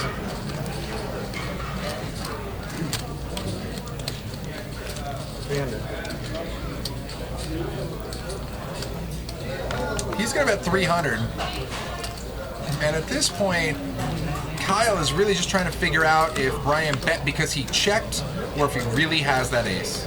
It's a really tough spot for Kyle, mainly because of the stack size. Yeah. With only 1K back, I mean, if he flats here, Then you have less than pot value by a month. Then you have less than pot. I mean, you know, the pot's going to be at about 1,100. You'll have 700 behind. You only have 1 move at that point, essentially. And so he is going to look him up once here. Let's see what the turn is. Turns now another ace, and that's this a dangerous card for Kyle. Now it's going to be so less likely is. for Brian to have an ace. It is. That's like he said. Like that's rough because then he's thinking, okay, well, do you really have the ace now? Now, if Brian bets, I would expect Kyle to call. It is so much harder for Brian to have an ace. And the funny thing is, I think Brian knows, even if he can't slow down here, or Kyle's gonna think something's funky. There's no way he's gonna check this or anything.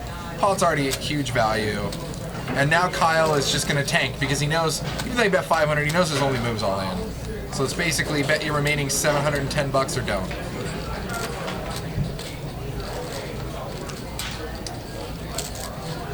Good news for Kyle, I guess if you could call it that, is that both of his remaining king draws are live, so they have not been mucked. I would not fault Kyle for calling here. It's just kind of a the sick spot. extra ace board pair just makes it look so unlikely that Brian had an ace, and that Brian now bet the flop because Kyle unchecked.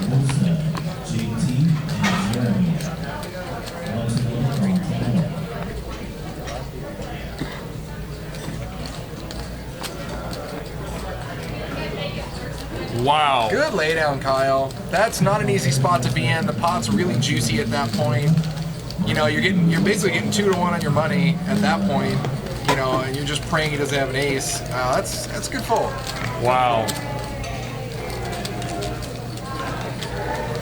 Hey, they're singing happy birthday like we heard earlier. They're doing it. That's Aaron's happy birthday at the other table, guys, in case you were curious. Chips on 11. It's a good fold by Kyle. How much bid?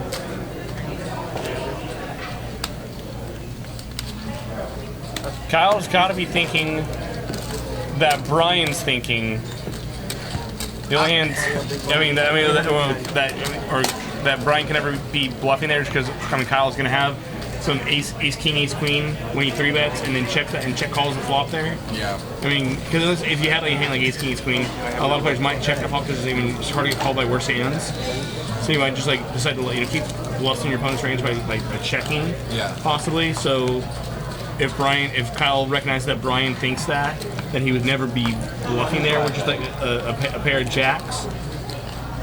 And it's funny because the way that we saw Kyle throwing those chips pre-flop as well was just kind of just nonchalant, like we talked about earlier. Like, just here's a stack. Yeah. Right? And that could, but Kyle's smart enough to know that that could represent strength or it could not. I think if anything, he was just trying to represent strength and be like, I'll take the pot right now and go away. But Brian snap called instantly, and then that pot escalated quickly for sure.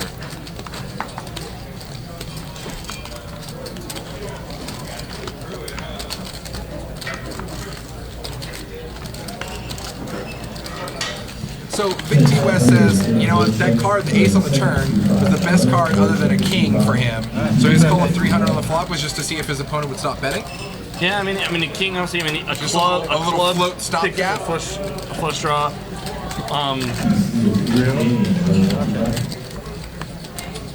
The thing about it is Brian, and Brian is capable.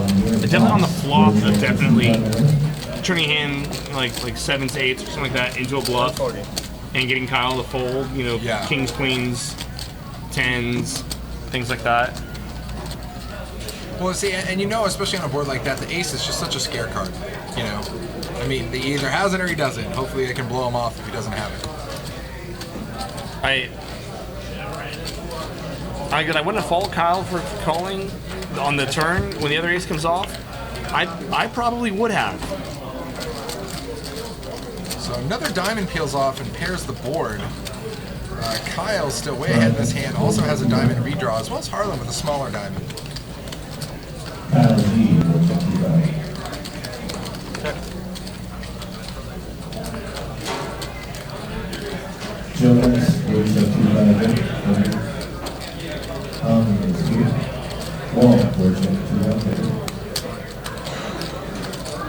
So pot's at 500. A little under. I think Harlan's thinking about really getting in there and making a move right now. And he checks it. The river peels off a deuce, no help to anybody. So everybody with pretty much air here. I think you know you got to bet it to win it at this point.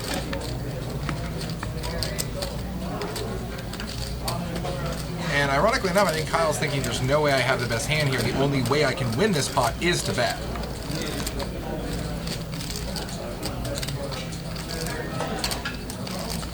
So pot's at 485. Looks like he's going to fire out 300 or 400, 300, and yeah, Harlan's out of there. Check it out.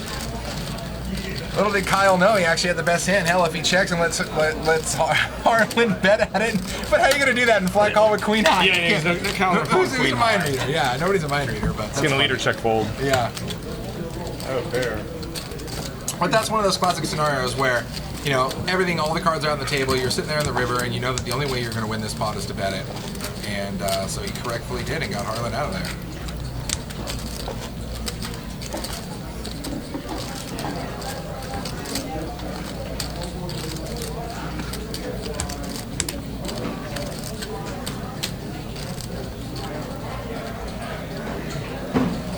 Funny blast.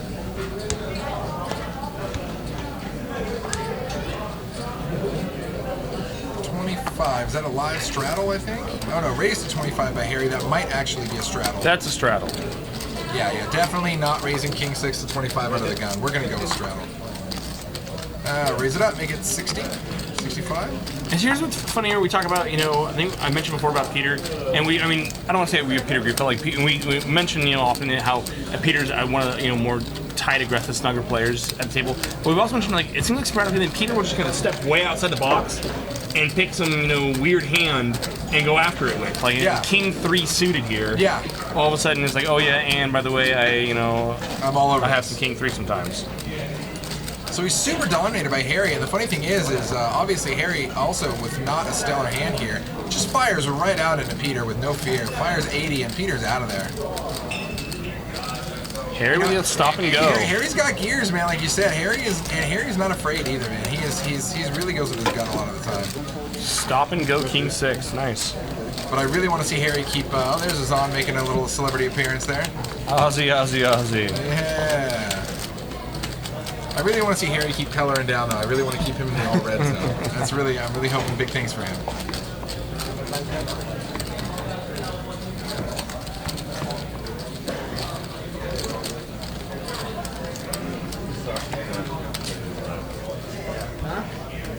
I'm gonna buy you drinks until you start doing live 100.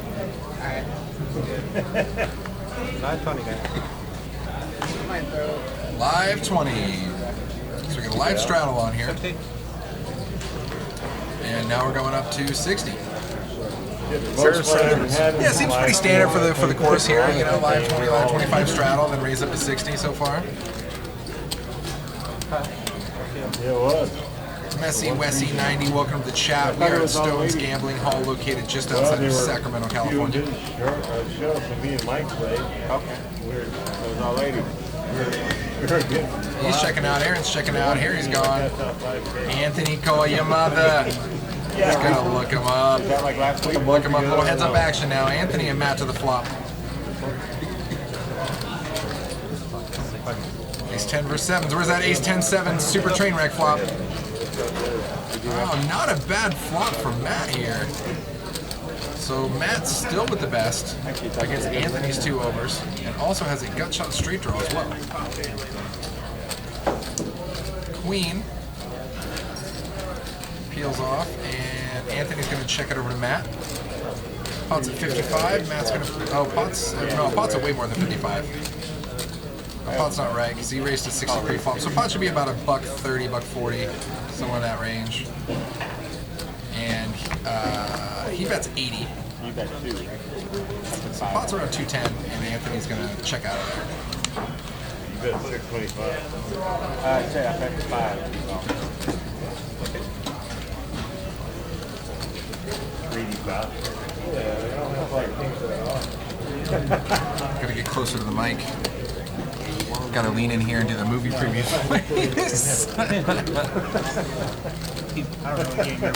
Yeah. One time they won, everybody pulled it.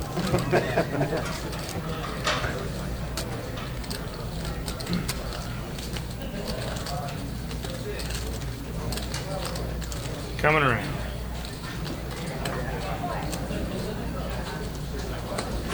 So I think the $20 straddle is still live. Harlan's gonna limp in 9-8 off. Brian, who does have the straddle on right now, is gonna wake up Ace King when it comes back around to him.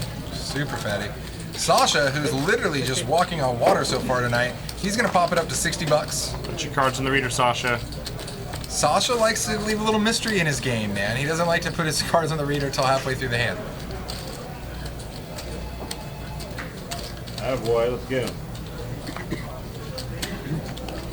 Harry calls the suited ace out of the line. Now Brian, out of position, is just going to call Ace King. Gonna flat Sasha's 60 here.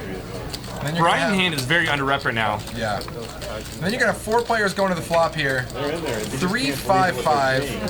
Harry here pairs his 3 with top kicker. Like he's raising a what? Currently in the lead. 5-3 off? Yeah, you raised 5-3. 6, 7, 8's cracking me up that little like drunk frog sword. Let's limp, guys. Woohoo.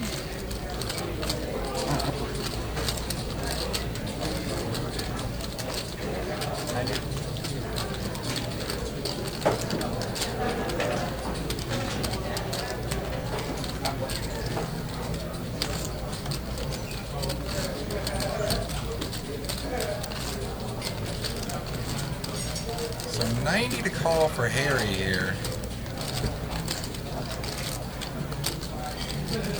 And he is going to make the call. Oh, he's raising. Here's the raise. Harry, no fear, and I love he just grabs stacks O red. Pumps him out. Love AC it. Sasha insta-fold. It's funny here, when we talk about sizing and all this, like, I mean, so a lot of players might ask, well, why wouldn't Harry just flat there and keep Sasha's bluffs in? Nah. You can get better to fold here on the 5-5-3 when Harry flats out of the blind. I mean, he's gonna have, I mean, less fives than he has, bigger cards, but I mean, he can have some, 5, 6, 4, 5, ace 5, hands like that. I mean, if you can have ace 3, you can definitely have ace 5. So when Harry's check raising there, I think he's, for the most part, he's trying to get Sasha to throw away 9s, 8s. Any sort of overpair. He's trying to rep a 5. He's overpair. repping the, yeah, he's repping the board pair. And he probably doesn't maybe hate Sasha for folding his equity that he does have with 2 overs. I think calling's fine. The only problem is when you, I mean, I guess for Harry is every card is a bad card on the turn. Every card's gonna be another overcard. Yeah. So I mean, No, yeah, no, I don't think Harry wants to slow roll that because I mean like you said, every overcard hurts you unless it's an ace. Yeah, yes. Well, and even then though, you're going to be out kicked because it's aces and fives on the board. Correct. So even that murders you. Literally every card that comes out there murders you. So you have to make your move there now. Now, if you think your opponent is going to have is capable of 3-barrel bluffing, then you're probably most profitable to check call down. At the same time, though, if you think your opponent does have an active fold button and is capable of getting away from overpairs, then check raise is probably your best line. Wouldn't that be nice? I mean, where's that at? You can just like online, right? Like, okay, this guy clicked the check fold button. He's clearly just waiting to fold. Oh, he clicked check fold. All I gotta do is bet. Yeah, like an ante. I look at it like an ante. Anthony, call your mother. Jack 5-5. He's gonna fire out here. And Brian insta calls. Brian says, you know what, man, ace king 2 hands in a row. I'm not going anywhere this time. And it's hard because, especially with how quick Brian flatted, I really can't see Harlan continuing in his hand unless he wants to get spunky and make a move. And he doesn't. He's Yeah, out it's like there. an ante. That's the best way to describe it. So now you got seats 1 and 2 going at it here to the turn. Oh, Jack! Now look at that chop. Battle of the chops right here. Someone gets someone off the chop. Just guessing. Brian's got position. And and that could be a little scary for Anthony though too. I mean, with how quick Brian called his original bet, and Anthony just calling. I love it. Boom, queen on the river.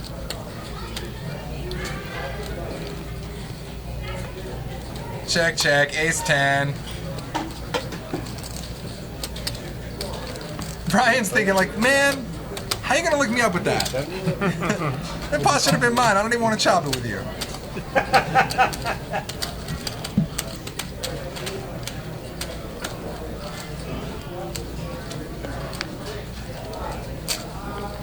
Taking it down.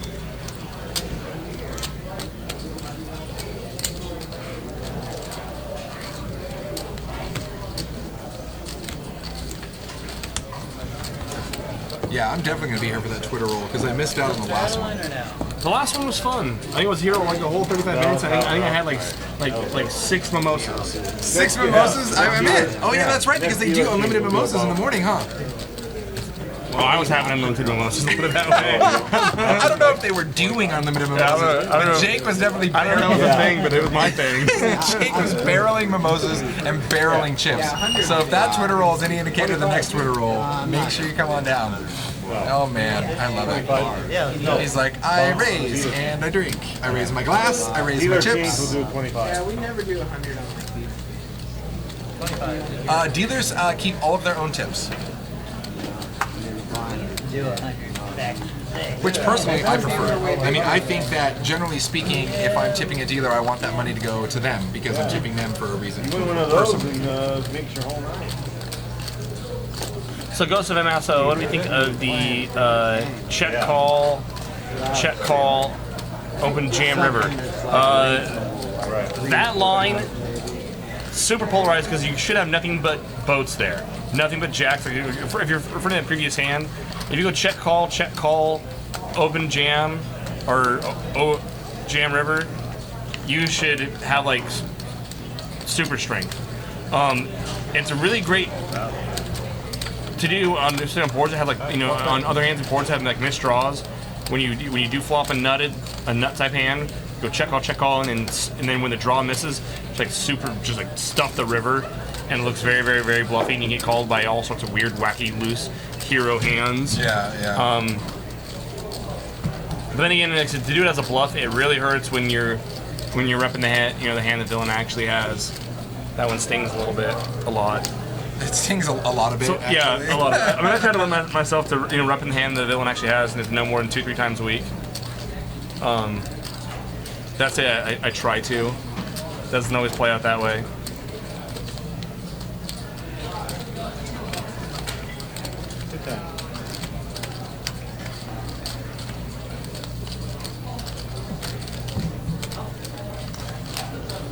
On 6-deuce-3. Sasha takes pocket tens, makes it 210 to go. Brian is not done with one pair and a backdoor hard draw.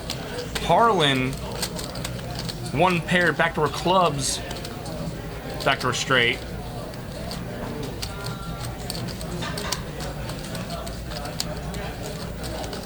Gonna cost him 150 more to call. And Harlan's not done yet either. Here we go, 3-way to the turn. And there's a club for Harlan and an 8 for Brian. Top 2 for Brian. Oh, man. Clubs for Harlan. Overpair for Sasha. This pot is about to get a little bit messier than it should. Than it should have got. We're gonna find out. And because if Brian decides to lead here, and Harlan does something silly, Sasha might be getting the opportunity to get away. Brian's gonna check it over to Harlan.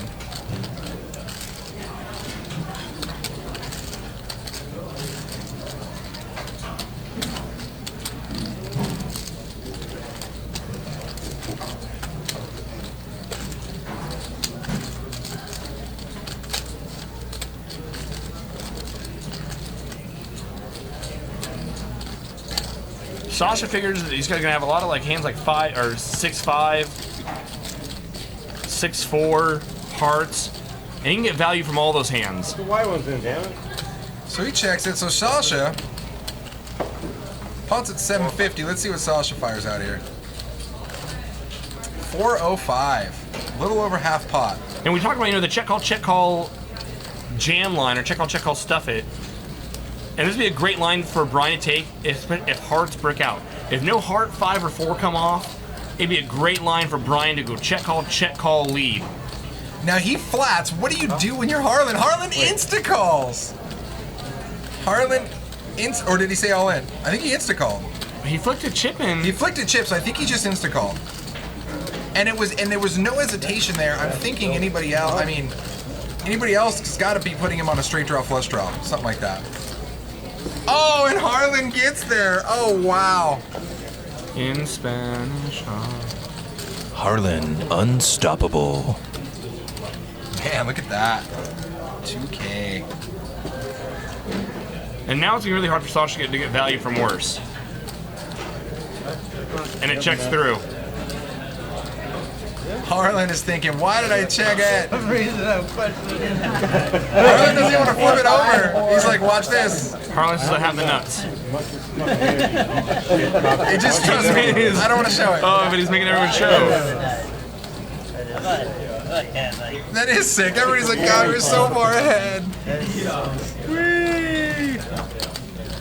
I would have really loved to see what Brian did if we would have done what we were talking about. If he went check, if as a club 5 or 4 doesn't come off. Club 5, 4, 6, the cards usually gotta fade to get paid off. Because Brian's gonna have some like 6-5 there if you don't want to see a 6. So 6, 5, 4 heart. If all those cards can somehow fade, I mean, well, backdoor clubs as well. I think with Harlan overcalling turn, I mean that was kind of harder, to do it like that. But if all would have bricked out, I think Brian can make a really, really big river bet, and it's gonna look a lot like busted hearts. Now let me ask you this: what if Brian? So they both checked to Sasha on the turn. Sasha fired his 400, right?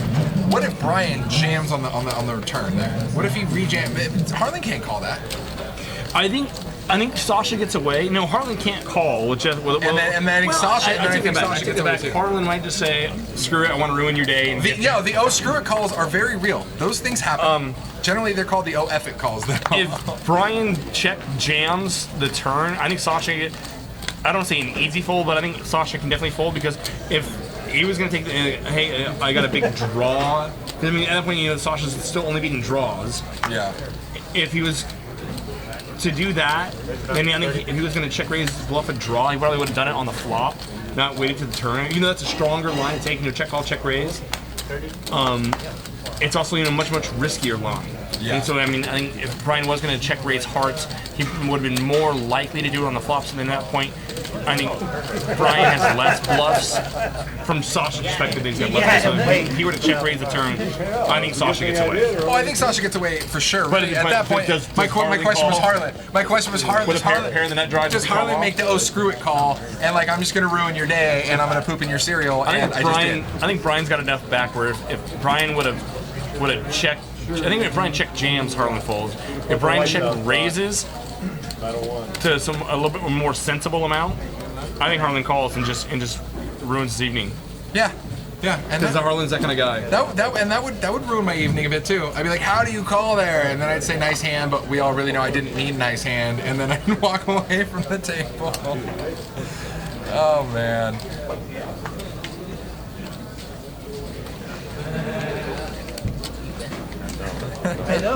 So we're back to just a straight 5-10 game. No straddle this hand. Sasha makes it 40 to go with 2 black 7s. Harry, Jack 10 off. He's in the pot.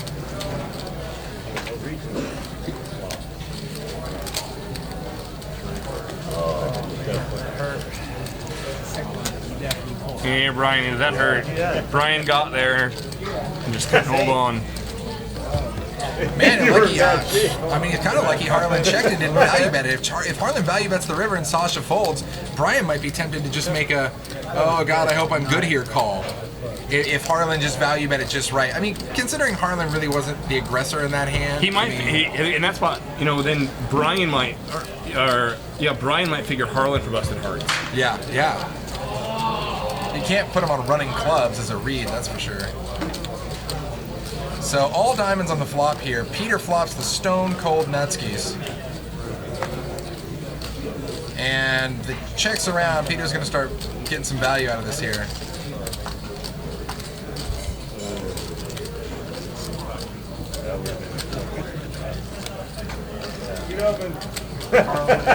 He bets 90. Sasha's going to make a quick little call there. Cup District, this is live. We're on a 20-minute delay, so the stream we are all watching together is on a 20-minute delay, 25-minute delay, but then we are commentating and chatting with you guys live as we all watch it together. Queen comes off. Sasha's got to be thinking Peter has nothing but the dry ace here. Yeah, back him out, roll him out. And I think Sasha folds.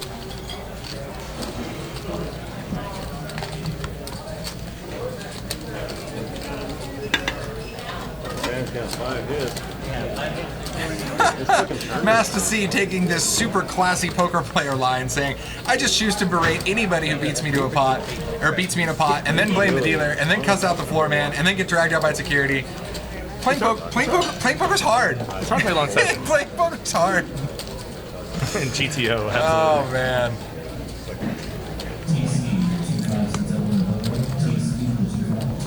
Hilarious. I'm just here for the chatty commentary. These guys are hilarious. They're quacktastic.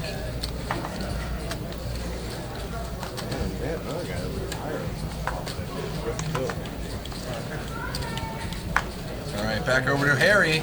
I don't like seeing Harry have green chips. He better color those down to red real quick or I'm going to get angry. Alright, Harry's going to make it 30 to go. Anthony's out of there. Brian here with King 10 suited. Definitely going to make the call. 1-2 on table number 1, seating for below, Patrick. Oh, raise it up to 165. And there we see a 3-bet from Matt on the button.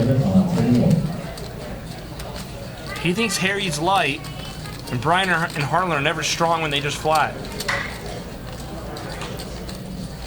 We got players under-repping during this game. Matt's over-repping right now. Yeah, lots of regulars in this table. Drake's right there, Johnny, to answer your question. A lot of regulars at this table. Regulars here at Stones, definitely. Not necessarily regulars on the stream, but most of these guys have been on the stream before at least a few times. Now, if Harry calls, it might probably send the other 2 customers as well. Which I'm sure is what Matt's plan was, to go into a 4-way 3-bet pot. With Harlan, and Harlan got out there, yeah. 3-way to the flop. Deuce 5-9, 2 diamonds. Harry hits his 9. Brian connects with diamonds, and our 3-bet pre-flop aggressor, Mr. Matt Holtzclaw, has swung and missed.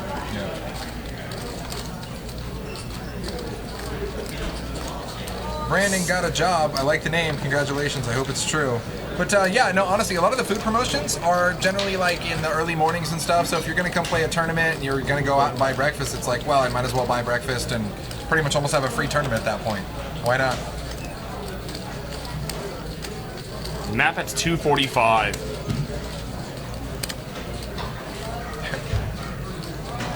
You know what? I don't know what kind of hat he's actually wearing in CD. I'm sorry, we're touching base on that, but I think he maybe ripped that out. Maybe that's custom. No, that's very custom. Very custom. A vandalized And hat. Harry jams a 9, and now Brian with the 10s. I'm sorry, with 10. King 10, King 2 10 of overs, diamonds. flush draw. 8-15. Wow. Wow. Brian snap calls. And Matt says, kick rocks. I was just kidding. And Brian's trying to slow down the deal. The dealer's about to spit out the turn and river card. I'm ahead. I just run it one time. I'm ahead, running one time. I love this guy. I love it, Harry. I love it. Oh, Well, that's not gonna not work out so for much you, though. anymore. That's not gonna work out for you. Oh man, that's just the turn of the cards right there.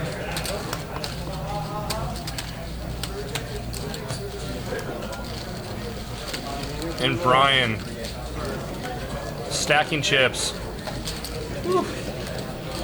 Man, I like Harry's reasoning now. Yes. Yes. I love He's got a it. smile on his face. No, I love it. Yeah, Harry's a super good guy, and that's super great. I love his reasoning. He's like, well, I mean, I'm ahead. I know I'm ahead, so I mean, I just want to like run it and give him money. Hey, yeah. Oh man, yeah, look at that. And honestly, Plastic Guy called him Royal Brian. I think Brian is affectionately given himself a nickname of Royal Brian. I mean, I've heard worse nicknames, that's for sure. Right? Brutal. Yeah, Royal Brian's got a much nicer ring to it than Spew Station Jake. Spew Station Jake. It's just Oh my god. Jake the ATM. yeah, That has no daily limit. It just Yeah. keeps going. the spot, like,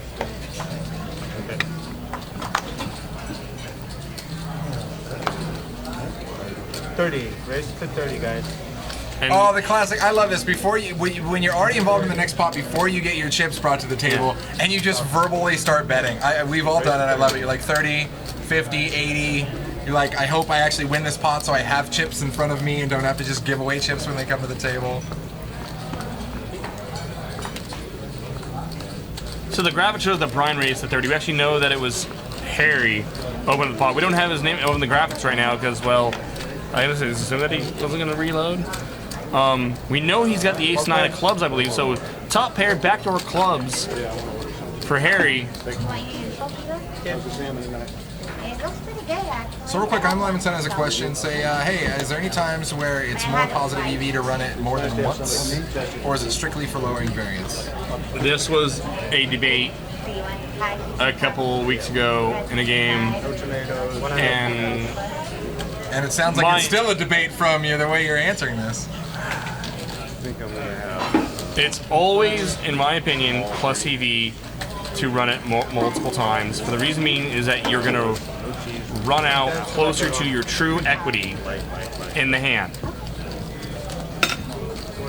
So if you're ahead, if you can run you should be ahead more often than not anyway. So running it more times should kind of equalize that out. Yeah, you're gonna.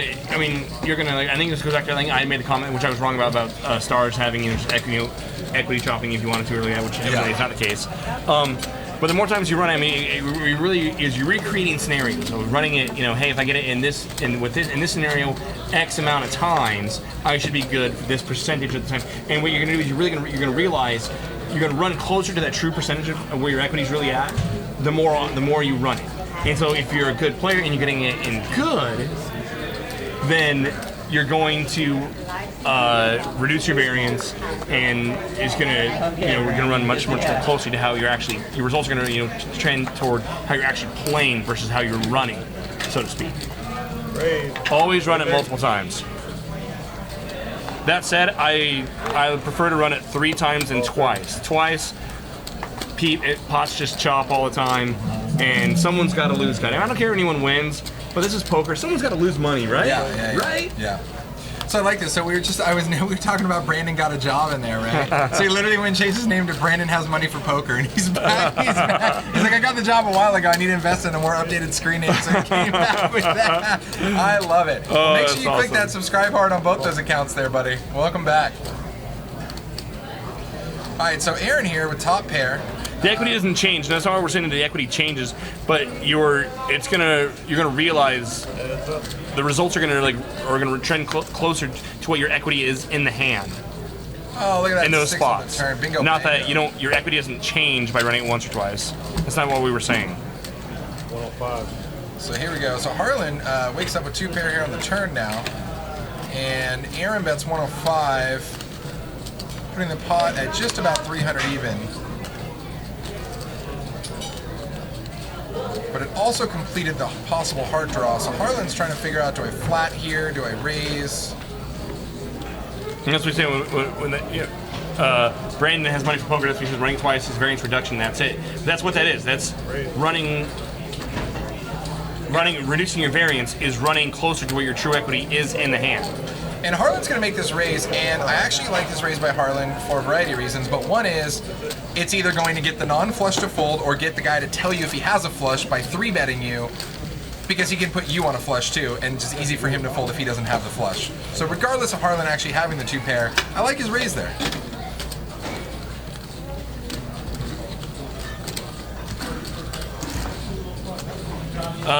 True North Paul, yes, it changes on the second run up, but overall it's the same. Yeah, but when you're making the decision of when not to run it twice, yeah, it doesn't care. It doesn't matter what it's going to change to after the first run out. You're reducing your variance. It's going to run closer to where your actual true equity is in the hand.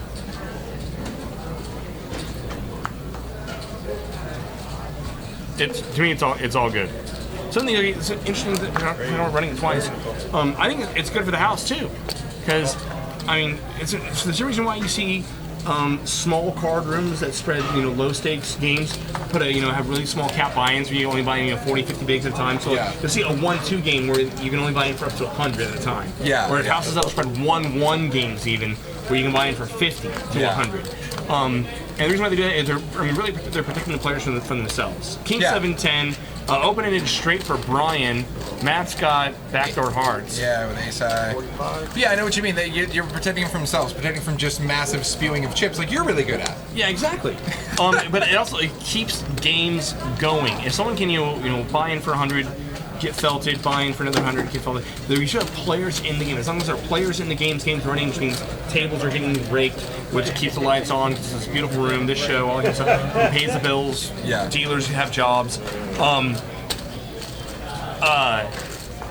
And so running it once or twice. I mean, we see it on the stream only. But I think card rooms should do it on every table. Allow players to run it twice at least, because you're going to see more chop opportunities. Less players get felted. More players have some money to keep playing.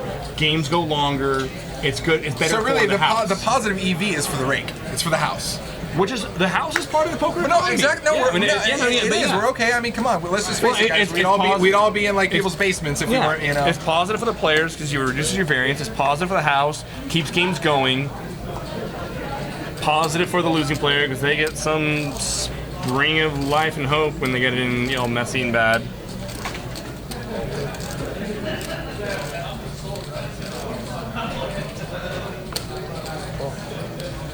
All right, Anthony coming in here. So raised to 50 by Sasha with the mystery hand.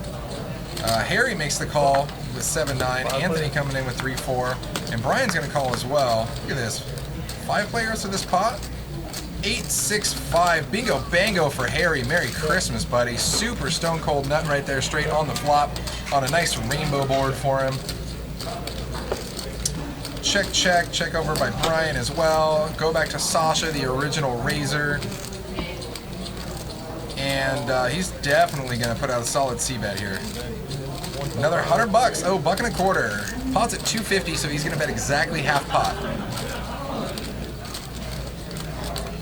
Now back over to Harry here, who flopped a monster. I normally only like to see him betting in red, but in this particular case, I'll allow him betting in green. Boom. Not nice, nice. Yeah, I believe this is what we were saying. The running twice, it doesn't change your equity. It just helps you realize your equity sooner. You're going to run closer to what your true equity is in the hand, or in those spots in the scenarios. And Anthony's really only out here is running clubs.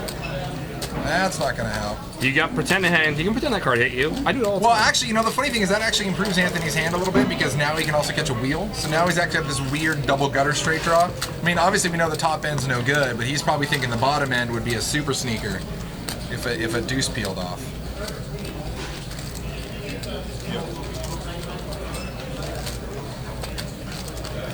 So now, Harry isn't going to give anybody the option to check around here. He's going to fire out 2 1/4. Pushing this pot to just shy of 1,000 at 850 here.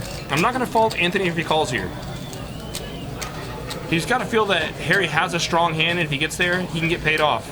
Anthony's gone. We still have Sauce with a mystery hand, who was our original pre-flop raiser. If he had ace anything, then that definitely connected with him.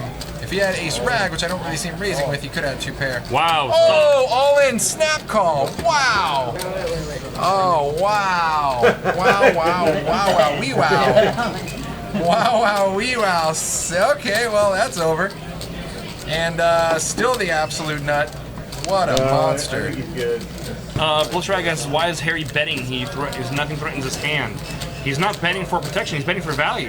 He's betting for value, and he's hoping also that ace hits somebody. Exactly. I mean, he's betting to represent. Yeah. Oh, he yeah. can also get value from 6-7, 5-7, 7-8. See if that 8-9. and if that ace hit anybody too, and they had any piece of that board like we saw earlier, any sort of ace rag, ace 5, ace 6, ace 8, you're getting paid all day to the bank. Like I said, I mean, the one pair straight combos galore he can get value from, which he has crushed. Man, what's some swings here. So Harry losing that big pot and getting stacked off by Brian. Sasha, who started this table on an extreme heater, now doubling up Harry and giving away some other chips. That's poker, baby. Here goes my hero, watch as he goes. And the chat karaoke starts. They asked why does Sasha jam on the ace? He might have thought that Harry had nothing but a dry 8. And that's exactly. Now, I'm just seeing Sasha's hand for the first time today at Ace King. And that's exactly or that's why he thought maybe if, or like I said, the same hands that Harry's looking to get value out of. Sasha had Ace King. Sasha might feel that Harry's gonna have the same time, 6-7, 5-7, 7-8, 8-9, and that Harry can't fold. But he can't. But if he misses the river, he might fold. He might check fold a 1-pair hand with the ace on board if he doesn't get there. But he's not gonna fold the turn, so he doesn't want he doesn't want Harry to brick out if he's good. And Sasha thinks maybe, okay, well, if Harry's more likely to have 1 pair straight combos here more than 2 pair plus, then jamming's going to be, correct for him, because then Harry doesn't get a chance to brick and get away from a 1 pair hand. So I can clearly not choose the wine in front of me. Genesis, Sasha said he had a set of 5s. Did we see Ace King? I said I just caught the tail end of the graphic that showed Ace King there, but there was like a second and then it flashed. But apparently Sasha said he had a set of 5s or something. Well, I'm sure Sasha said that. Well, whatever. You can save some little face there. Regardless, whether Sasha had a set, a pair, 2 pair, we all know where that was going real quick. So. Yeah, it all got flushed down the toilet.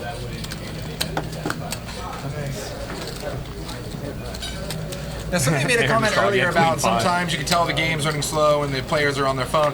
Believe it or not, guys, I mean, for those of you who are regulars here, you know this, but a lot of these players will stream this stream on their phone on the delay and casually tune in and check it out just to see what somebody had on a specific hand, if their read was right or wrong. So that happens a lot in this, and because of that, you actually have players consistently changing gears. It's kind of a multi-leveling effect where I now know that he knows that I bluffed him this hand, so can I really play that the same way again, or am I going to play it differently now that he knows? So there's multiple layers and dynamics to this.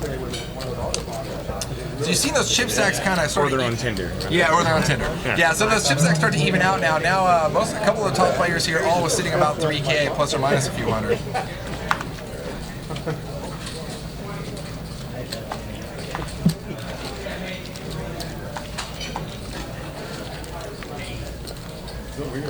Sasha waking up at 3s, wants to get some of that cashola back.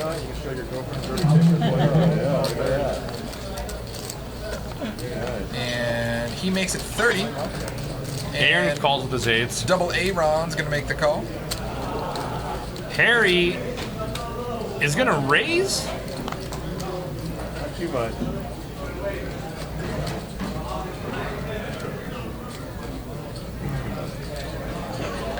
See, number 1 headband knows what I'm talking about. Just because they're looking at phones, man, still gets cray-cray. And Harry takes a 3-bet or fold type hand with the ace-5 off. And he does 3-bet. It makes it 90. Harry opts for more aggressive action. Sasha's gonna call. Definitely gonna price in Aaron.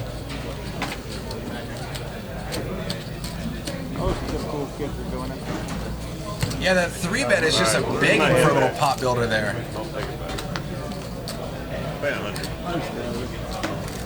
Boom, 7, 10, 6. And now Aaron's the only one who can call. Yeah, Aaron's actually right there in that middle zone, straight draw. About 200, I would speculate. Harry to bet 175? 250? 2 1/4? 250. Betting damn near pot there. So 250 and a 285. And Harry. And there's the check raise from Aaron. Aaron, that's what I meant. Sorry, look at that. Aaron coming in strong with the check raise. Wow. It says I got 6 outs versus aces, and just might fold.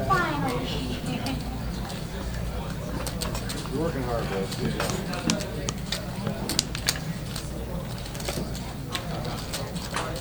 And now, the way this hand played out pre-flop, he's got to be thinking that Aaron's got a set of 7s, I'm set thinking of a 6s. set. Yeah. I'd be sniffing a set with my spider sense right now. These lines though, right? Like we said, I mean, someone asked a question like, where is this? And maybe 6, 7, 8 said Earth. And I said, I don't know. Some of the things that are in this game, they're out of this could world. be some Mars, maybe a little Venus action. Absolutely. Well, guys, you know, we got the Stones Fall Poker Classic coming up, so there'll definitely be a lot of those crazy lines in that thing. So come in, stack some chips. Nom nom nom on some chips for sure.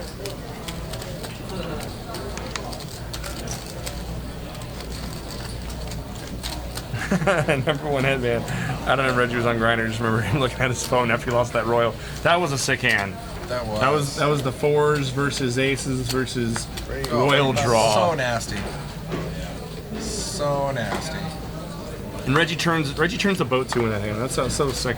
Oh, it's just disgusting. Yeah. Whenever you flop a boat like that and it gets beat by like not a higher boat, you're like, really? Did that just happen? Yeah. I just get beat by a straight flush? You get that sense of relief, like, okay, I don't got to worry about clubs anymore. I mean, Yeah. I already filled up. I don't even care. It's good, whatever. And then 1 outer. Brutal. Peter with kings. And he's not going to be quite as sneaky with him this time. He makes it 35.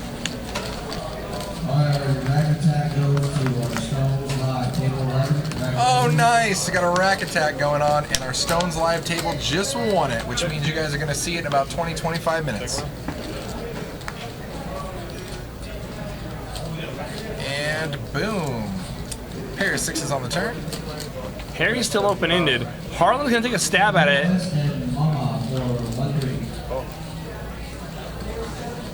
We've seen Peter take these lines with the big overpairs before. We saw him do this exact same line with the kings where he checks the flop and then just flats the turn and river. Well, actually, my now on the other one, I mean, he 5 made him a worse full and he led then folded to the raise. But we've seen him take this somewhat passive line with the overpairs before. 75 for Harry to call, and he will not call with his open-ended straight draw.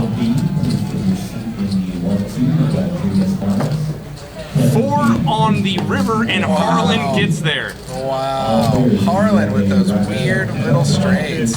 So once again, here's Peter in the same spot. His hand's under-repped, but the board is just snapped.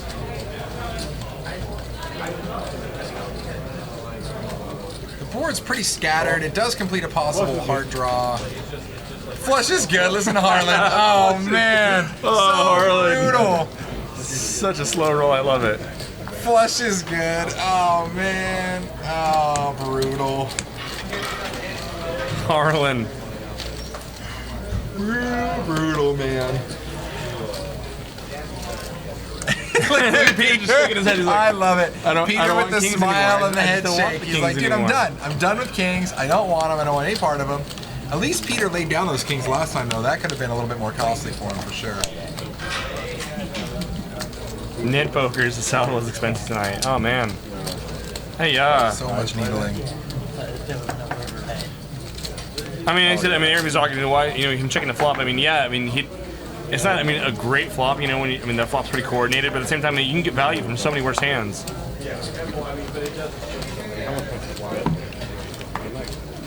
Oh wow, look at these fun hands brewing.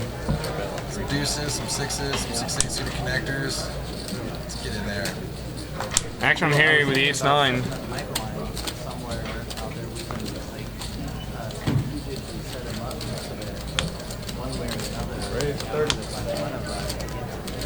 And Harry coming back at you.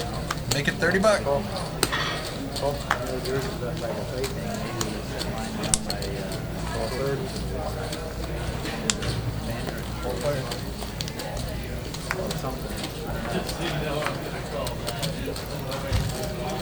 Four-way action in King 9-8, 2 hearts.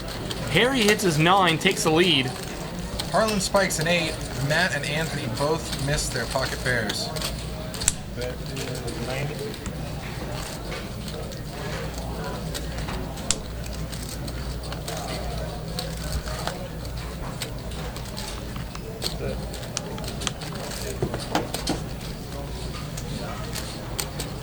And Harry takes it down. Harlan now is our chip leader at the table here with just over 3K. And Brian and Sasha not too far behind him with 2.9 and 2.7K respectively.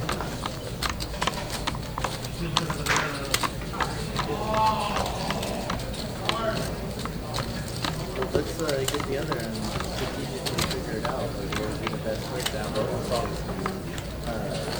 ATC for the win. You know it.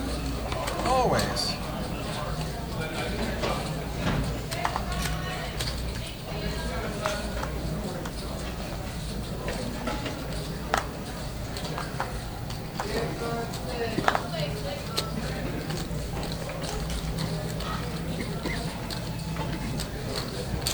Raise 20 to call. Over to Harry. Harry just becoming Mr. Action tonight. So last time I saw Harry on the stream, we talked about this. He sat down with 2 or 3 hands to go left in the stream, Yeah, right at the very he made end a of sick it. move all over Nat. Yeah, it made a super sick bluff, and I was just like, wow, that was cool. Like I didn't expect that to come, and then now we see him in here, and I'm like, sweet, right on. $10, you get like halfway there. 5 Right, to 3, 1. 4, 7, couple of hearts. Everybody with some overs. Looks like it's going to Yeah, check exactly. through. I was 5 gonna say, punch. exactly. Straight out there. Definitely have a straight. Shoot. Check. Oh, check. 10 on the river. Harry was already ahead and also gets there as well. You'd have bet on the flop, I'd have ran scared.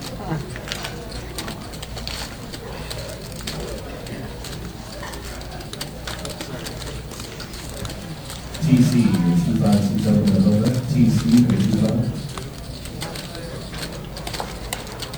So we were getting close to hitting a bad beat, I guess, last stream when Brian hits a royal flush and the other guy had a boat. If only he would have had quads, we would have got that bad beat on the live stream. I really want to see a bad beat jackpot hit on the live stream. It's going to happen one of these days, and you know what? I'm the one person who wants it the most, so you know it's not going to happen when I'm doing commentary. It'll if it does happen, it'll happen like during the Veronica and Friends game. Oh, that'd be so sick. Now that would be rigged. Veronica and Friends game hits a bad beat, so rigged. And Veronica will be up and away from the table, like paying some like wine tab, Yes. like the bar, and it won't be included in it. And I will laugh. I will laugh. Like the super evil mad scientist genius laugh. Oh, heads up. There will be laughs. Oh, look at that. 3, 4, 5. Sweet little flop for Brian here. Pair and a straight draw. Double A-Ron with a couple of live overs.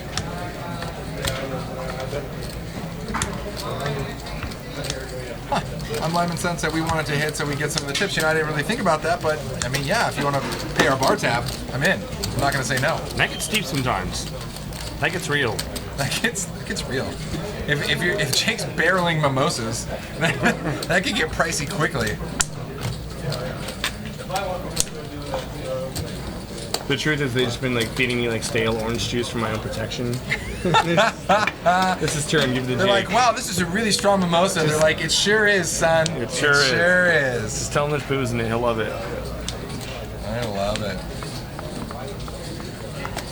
It's really sad. It's like I started just like habitually like slur my speech. Just like, telling them, You're one of those that you're gets one of me." those fake drunk fake drunk people. Yeah. They're like, oh wow, that guy's hammered. They're like, we've been feeding him water instead of vodka the entire night. But it helps my social anxiety. So. Whatever. Yeah, whatever. Limp pot. Harry's gonna check his option. Give everybody else their cards back in this crazy limp pot. No one opened. Oh, of course the K7 right there. Double Aaron flops a set of 7s here. 3 clubs. Nobody with a club, so you know another club's gonna deal right there, and it does. Of course it does. Just to make sure that no one gets paid. Yeah, nobody's getting any money on this pot. Club. Damn it. Club. So your set doesn't even play. Top 2 for Harry. I love it. What are you gonna do? He's gonna check down and smile. Just a set. Can't believe nobody has a club.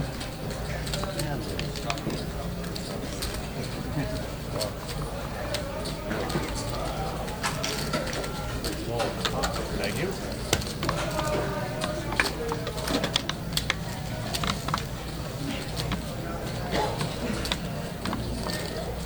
Yeah, seat 7 pulled the Ninja Vanish. I bet the flop get called. What do I do on that turn?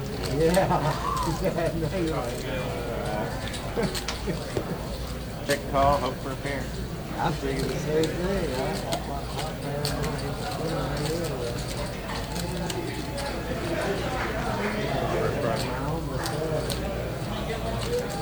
Number 1 headband, there's not a set schedule. We basically just have the Poker Concierge line, which you'll see here. Yeah, there's an email address and there's a phone number that's going to pop in here in the chat in a minute. And yeah, there it is right there. You basically just give them a call or shoot them an email and you know, let them know what games you're interested in or if you're interested in a specific date, and we'll see if we can get you on the table.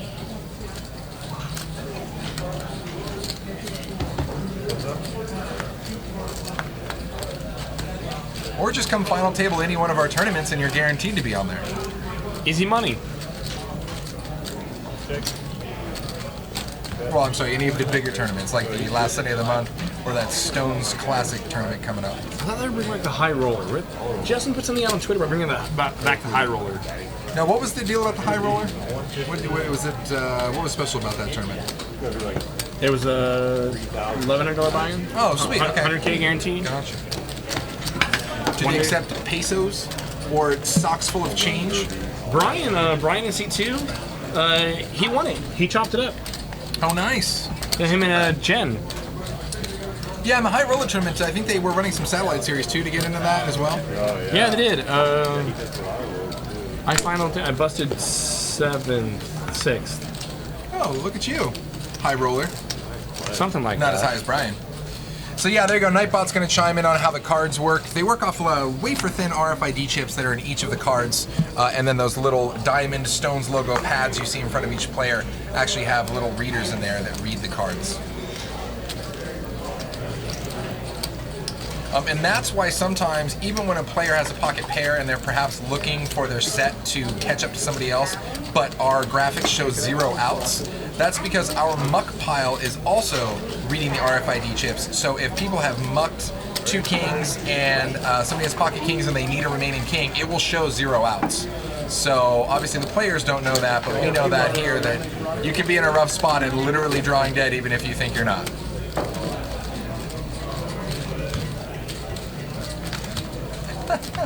That said, I mean, whenever you get into one of those really weird all-in scenarios or like that, in like live poker or like that, don't tell someone that you've like folded one of their outs. Like if it's like kings versus like ace, king, or ace. Oh, yeah, don't do that. Like, oh, I folded an ace. Like, don't be that guy. Thanks, man. Yeah. Hey, thanks for ruining more of my day. And the other guy's like, I folded an ace. You're like, well, I'm just gonna go out to my car and grab my gun and put it in my mouth. Yeah. Thanks, appreciate that. As if getting in like super bad like wasn't like enough to ruin my day. I think I gotta know like just how bad, you know. Yeah. Well, I think most players are pretty good about poker etiquette. You know, there's always a couple randos out there who like to ruin it for other people, but yeah, I'd say at least around here, actually, I'd say 90+% of the time, most players have pretty good poker etiquette. Showed a new pair. Huh? Pair. Oh, I'm good. I'm good. I got 7. I'm just going the other way with it, and like you know, 2 players like jamming up all in, and like I folded a deuce. Yeah. Thanks for that. Yeah. Appreciate it. Like king jack versus pocket eights. Like I folded a deuce. I folded the 4 clubs. Don't sweat it. What? Okay. All right. Cool. All right. Whatever. Cool, bro. Yeah. Cool story. there's Jenna there coming in, helping ref the game. She is our replacement for JFK Stones TD, who's actually probably lounging on a beach somewhere in Hawaii, which is exactly what he's doing.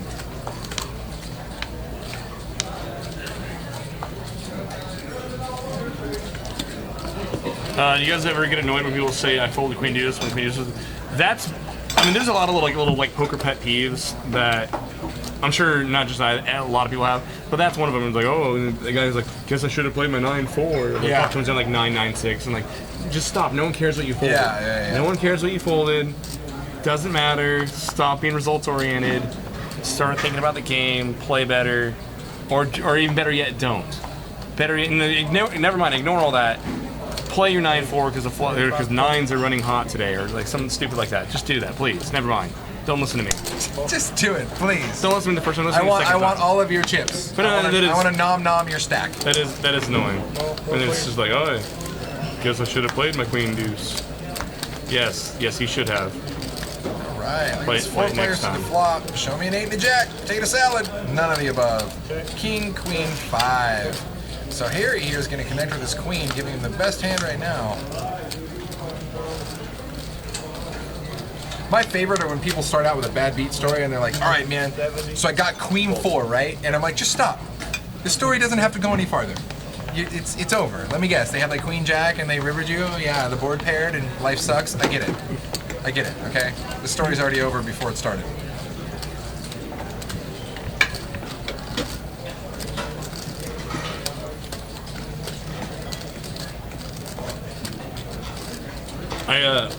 I apologize to people for bad beat stories. Not for the ones I try not to tell bad beat stories, but I'll just like go like, and then when I catch it at the cage, I'm sorry for all the bad beat stories you had to hear today. You apologize on other people's behalf. Yeah, like, That's very nice of you. I'm sure someone tried to ruin your day today by like, telling you something you actually do not care about whatsoever. Don't tell people bad beat stories, guys. Just don't. You know, it's a running joke that you should literally just have like a little booth set up and charge people to hear bad beat stories. Oh, right? But not even joking, if you just charge like $5 to hear bad beat stories, I bet you'd actually get some business. People would be like, look, man, I really got to vent to somebody right now. Shouldertocryon.com. Shoulder to Cryon.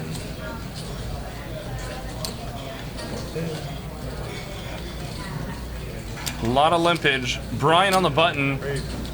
Says no limpage, make it $60, $65. 65 total.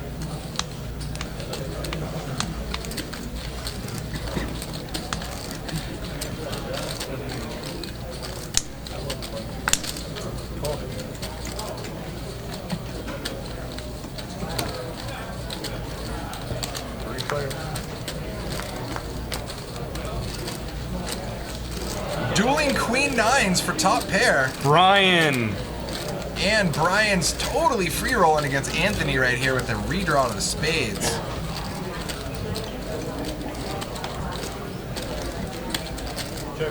Russian Guns 8, welcome to the chat. I like Dirt 411. That's the question of the night actually, is about that hat. It's funny, I've seen Aaron out off the table, and I do not recognize him without the hat? Without the topless hat.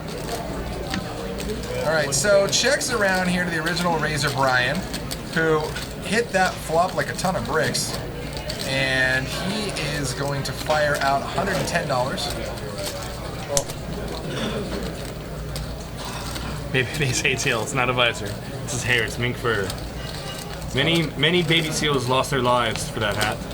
That's true. Biggity bam, Anthony makes the call. Oh wow, look at this. So does Harry, and Harry just binks the jack on the turn. Yes. Now first to act Harry, what do you think what line is he gonna take? Is he just gonna start open firing right now? I don't know. As long as I get the ace of spades on the river. He sure is. The ace of spades, you're such a glutton for punishment. Let's all chant for it together. All right. Ace of spades. I know. The ace of spades. 260. Little under half pot here, and that's got to have some wheels turning for Anthony.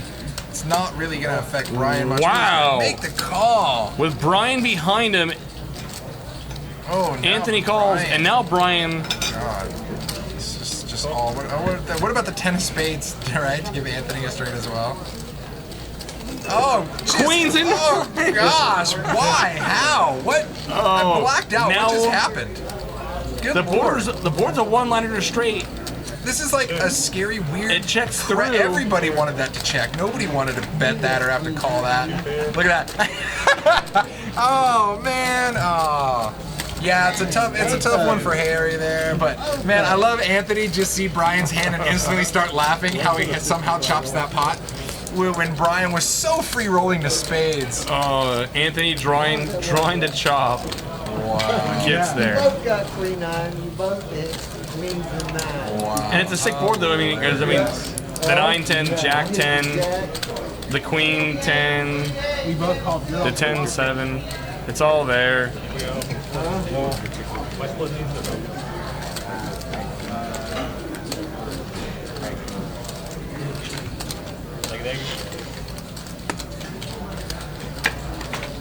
Sickness. Oh man, what a weird board, the weird way that played out right there.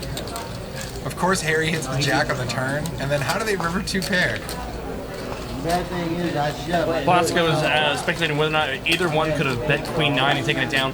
If anyone had a chance to, it would have been Brian. Brian would have less of a chance, a reason to believe that either player would have checked a hand like Jack 10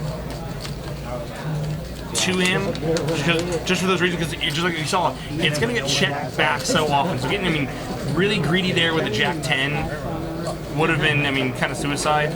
Just because, I mean, you're going to lose a lot of value, you know, 2 pair hands or sets that are going to call you. So once it checks to Brian, Brian maybe would have had a little window. So I was going to say, so let's talk about this. I think that's what you're talking about. So this is James here asking, does a 500 river bet win it? I think a sizable placed river bet could definitely win that. For a variety of reasons, but it's weird because you can tell almost the sigh of relief when it checked through that everybody, like nobody really wanted to be like huge bet calling that river. You know what I mean? Everybody's just like, okay, God, I'm gonna turn it over and hope I have the best. You know what I mean? Here we go, deuce 7-9, 2 spades. Harry's 10s are still in the lead here. 75. Poker for Eric says Anthony would snap call. I'm not sure if he would, because I think he's got to figure that Brian's going to have a lot of Jack 10 in that spot. Jack 10, 9 10. Because you would have flopped open-ended with Jack 10 all day. Yeah, and 9 10's probably going to. And a Jack peels the turn. You're not going anywhere. I don't think Anthony snaps. Anthony might dig down, go hero, and call. I mean, what's a worse hand that Brian? If you're Anthony, what's a worse hand that? Yeah, if you're Anthony, what's the worst hand that Brian's value betting? You know, I mean, exactly. Is he just really sticky there and somehow got there with ace queen? You know, less likely. Does he have a worse two pair? Is he value betting 9-8? Probably not. For flop 2 pair, I don't think he's value betting 9-8. Not value betting Jack 9. It has nothing to do with your head or behind that. Talked around 3 times. Pokeberg says Anthony called the turn. Why would he fold the river? Because the river connected a straight, brother. And that's a lot of reason why. The second time, you know, like cards don't know that it's the first time. Cards don't know the second time. Like if the diamond comes the first time, like it doesn't know that like Probably won't come I back should have come for the you. second time. That's a tough one to answer. I'm Lyman Son. I don't watch as much of the bike, obviously. Usually kind of get my fill of poker commentary here. If you want to run it like that. But I think you could, I mean, yeah, if you're actually looking for an average, I think we're probably a pretty good pulse on average. I think it's probably typical in most games. This game's got more grinders in it than your average game. I would say real quick, it's possible that people, he said it's possible people playing over their bankroll because of stream. I don't think so. Not in this game. Not in this game. I mean, all of these players, this is a relatively regular limit, and all these players have pretty sizable bankrolls. So I don't think anybody's playing above their means right here. Yeah. But I think between the different streams, I think it'd probably be a pretty good pulse on what players are at, and you're going to see it across the board in either direction. Yeah. G-Pool, it hasn't happened yet, but the Rack Attack is actually a promotion they run here where I think it's like every hour they pick a random table, and that table is going to get a rack of chips set in it, and it actually is different sizes, like $100 or $200 depending on the limit of the table. but they'll throw that in the middle of the table, and then that is automatically splashed and added to the next hand in that pot. And I believe most of the time they change it to limit. Is that the same when they do it on the Not the same on the stream. Okay, so normally they change it to limit to prevent people from just open shoving all in and trying to take that money. But on the stream, they let them play ball as usual. You might have won twice. So we got an open to 20 from Harry. Anthony calls with 5s. Brian puts in a 3-bet with ace king suited. He's not going to hit 3 flushes. No, but he had over. Oh.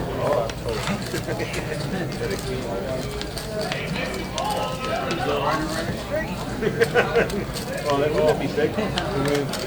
Three times, all different ways. Oh, that was great.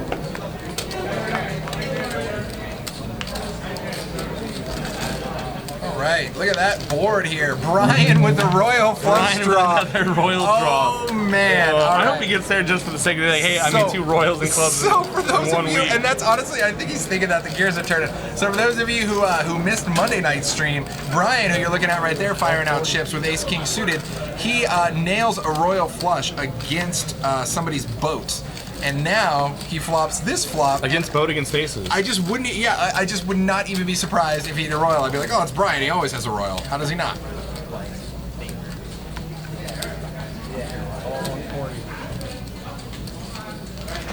$140 and Harry is not buying it. You give the guy who's behind. Well, he makes the flush. I mean, it's no royal. I mean, if you're not even gonna try, Brian, come on, man. So Harry checks. It's funny because the way Harry is just carrying on a conversation nonchalantly with another player, and just casually checks over to Brian. It actually set off a few bells. Like you might have a 10. I don't think that's really going to stop Brian from betting at all here. 505 in the pot. That's a great analogy, Kyle. He's going to bet 275. 275. Yeah. Stack and Rack says that the Chicago games are tough. We'd love to see some of you guys come out here from Chicago. That'd be fun. We had players come from. We had a proper 3-bet come out from Arizona. Leo came from, as you mentioned before, Brazil by way of Malaysia. Now look at this. Do we have a raise coming in here, Harry? Yeah. Funky. Now this is interesting. Now look at this. We talked about this about raising and sizing, and look, Harry has put in like 3/4 of a stack. Harry's insta-shoving. And Brian makes the call. You're good, yeah. Wow. Wow. And it's a spot where Brian's like, okay, if you got 10s full here, or queens full, or 8s full, something like I that. mean, that's and a lot of that board too. You could have with a 10. You could have a queen 10 or an ace 10. I mean, but it doesn't matter. It's especially the pot that deep at that size. You're not going anywhere. I mean, not for the last $600 or $700 or whatever.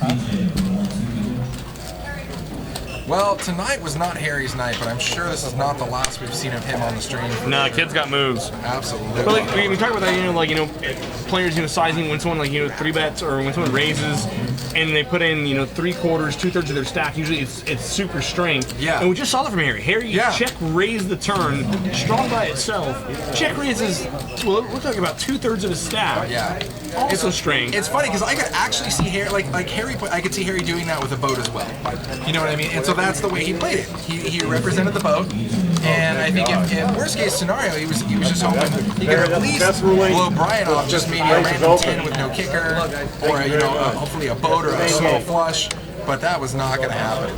And props for Brian to not raising. I've seen that's a silly mistake. I've seen that spot where some players are like, okay, well the money's gonna go in anyway, so if you got me, you got me, and they jam, not realizing that they lose their opponent's bluffs. Yeah. When you stick it there on that board with nut You don't give him a chance to fire on the river into you. Exactly. If he's if he's got you beat, he's not folding. Yeah. So there's no. So you're doing it for value.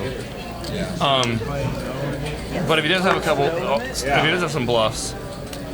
Much better, right? Then you keep those and he can jam river and you can call. Or if he checks, you can bet and hopefully get called by a 10.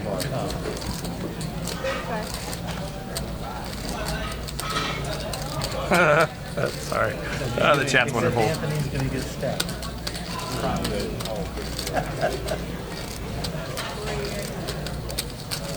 All right, Harlan coming in there.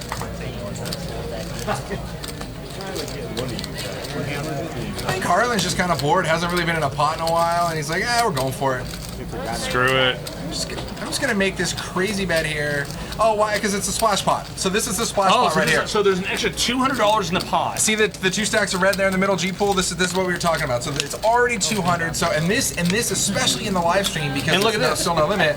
Anthony makes it 35 to go. Yeah. You know what this is? This is Harlan makes it 200 to go, and Peter with the Ace King says, "Get real." Yeah, I'm lemon sub. This is the rack attack hand. So there's an extra 200 in the pot to start. And that's what's driving all this action. That's what's driving Harlan to get funky with the queen 9 right off the bat. 3 bet to 200 and the whole 9. Harlan might no. Please show him what. And just like that, Peter Winner. pulls down the $200 that the house put up in the rack attack, plus Harlan's $200. Yeah. Not bad. Not a bad take there. Not a bad take for not even seeing the flop. Give me like basically damn near $400 or $500 and we don't even see the flop. We're fine. Whee! Oh, no wonder you pulled the Queen 9 comment. You're like, oh, you could See the Queen 9, that's why. Oh, they rabbit hunted. It got there. The Queen 9. Oh, man. The Queen 9 well, got I was there. just going to say, the Queen 9, because we saw obviously Brian and Anthony earlier chop that big pot against Harry with Queen 9. And I think that was also kind of aided in Harry's kind of going off kilter a little bit. You know, he took a few beats and, you know, not that was horrendously bad, but I think it just kind of,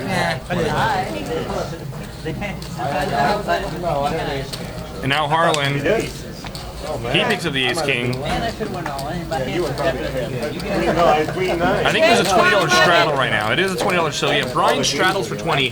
Harlan makes it 65 to go with Ace King. And we have the invisible player with just a stack of cash sitting in seat 9. I love it. The cash plays itself.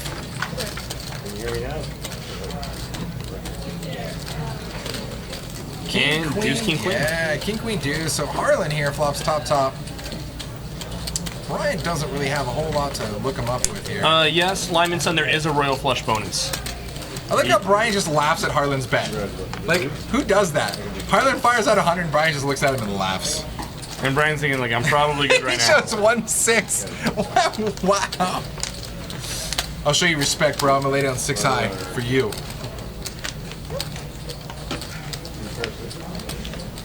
Brian, huge stack now. Now he's the big dog up at the top with 5K. A couple players beneath him sitting around 3K. I was gonna make the comment. I need to make 2 pairs. Yeah, just take a look over there. Top of the royal flush bonus, and then we have the bad beat, quads are better beat. Omaha jackpot right now. I'm looking over at that, sitting at 10 grand. And there's Bob.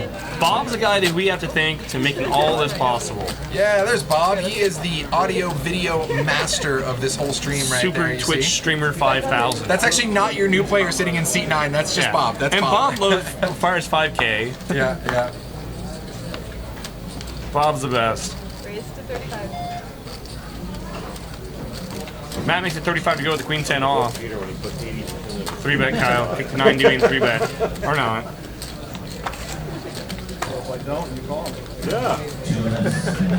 No, I think Bob's just fixing the sensor over there in seat 9. And Brian's got the old 9-6er and says, not on my big line. I check.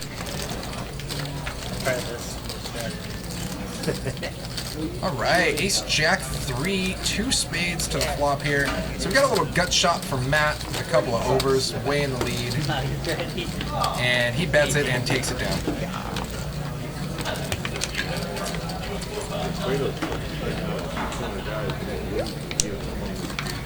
Yeah, guys, if you're watching this and you're thinking, hey, I can do this, I can beat these guys, come on down, located right outside Sacramento, California. I mean, with these stakes, guys, I mean, come on, you've seen some of these pots. A flight's a couple $100, so even if you're far away, come on down. Hotel accommodations right down the street, yeah. Free money, that's my favorite kind of money. Someone stake Bob. Bob, here's 5K. Play the nuts or better. Got it. Is there jokers in this deck, or the jokers read on the sensor correctly? His cards are all the way over there. No attempt to put it in the right spot. Stone needs a Bob button. Puts $4.99 towards Bob. Bob's got his own hidden stream right here. He's like, I know you have aces. I can literally see them right now on my on my stream. Matt makes 35 to go, ace king. Kyle flats the ace queen. Harlan defends. Brian comes in as well. Oh, Harlan with a set of ducks right there on the flop. Very sneaky, sneaky. And he leads right out at it. And Matt does not even think twice about repping an overpair.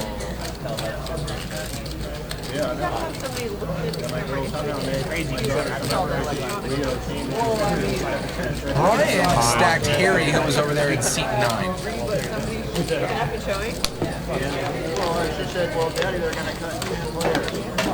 Brian's got mountain of chips over there. For those of you looking for action, Russian Guns 8 says they play anyone heads up, no limit.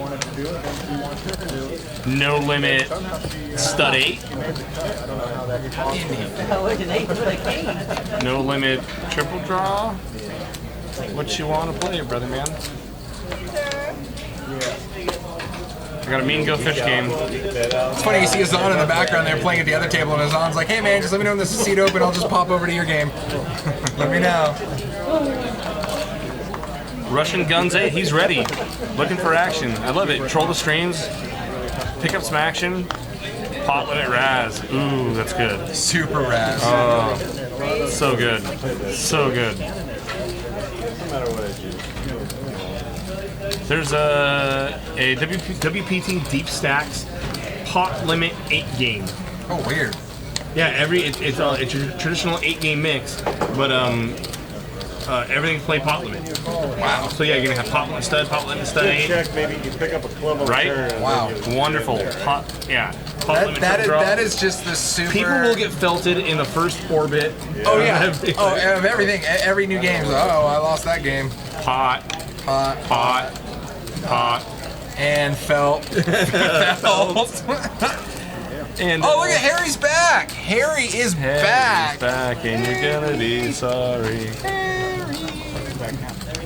Harry, your hands are freezing. I think about Home Alone, right? The two bandits. Yeah, then you can't do anything. You're fucking numb. Matt's got queens. Harry spikes the king. Outflops Matt. 6, 7, 8. Peter got a salad. Finally, the chat room's been chanting for about 3 hours for Peter to get a salad. And I'm surprised to see Matt bet here. And Harry's all in. Harry is on a mission, cruising for a bruising on the other players here. And you know what? It's funny because obviously I don't think Matt's gonna call this here. He's about priced in. Oh, he is at 770, 430 to call. I mean, he is priced in. Wow, yeah. Yeah, there's 1,800 in the pot. If a queen peels off, Harry is gonna fly through the ceiling. Oh, almost these. Almosties? Yeah. What ifs?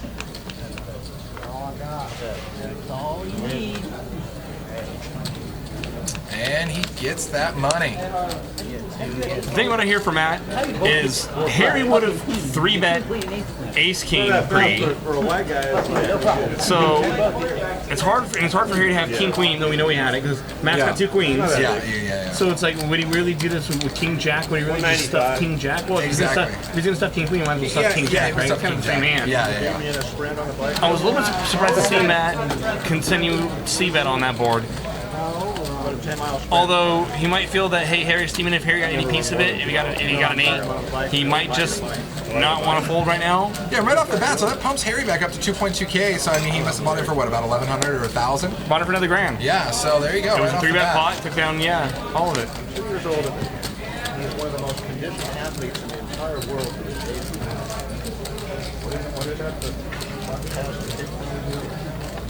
I won that too. Well, you don't want to take up a job at 2 years old or anything like that? And Russian Guns is looking. Harry, you want to play heads up? I love it. Stones Live Poker, aka Bob, says, yes, I do play the guitar and the piano, so the over-under, you nailed it. Yeah. I would not have bought any of that action. Like I'm never. No, I'm not betting against guitar. that. I'm not betting No. against that. Raise to 75. Make 75 to go. The ace 10 of diamonds. I was like, what's that smell? Somebody's eating something really tasty. Once or 3 times. And Aaron is going to limp call of 4s. Harry, who had limped in the 4 Dewey and just doubled up, is going to think better of it. Yeah. He'd be in a tight Good spot. for Harry. Yeah, be in a tight spot. Good to have Harry back. Be in a real tight spot. 2, 5, 7. 2 diamonds, and I don't think Harlan will be folding anytime soon. No way. Harlan flopped a huge little flop here.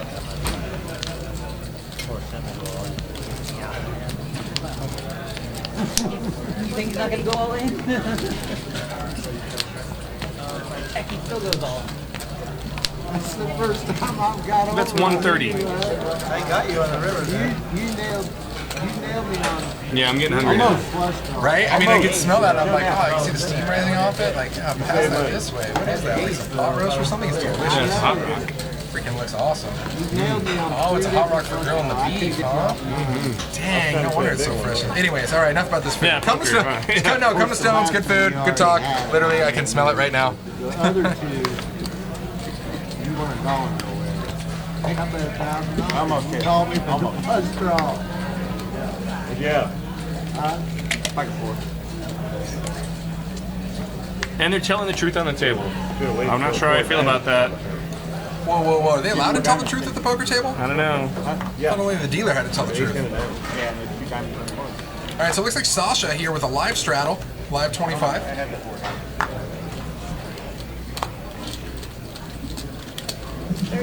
And Harry coming in for 30. Oh, maybe I lied. Sasha's just the big. There was just 25 for his big one.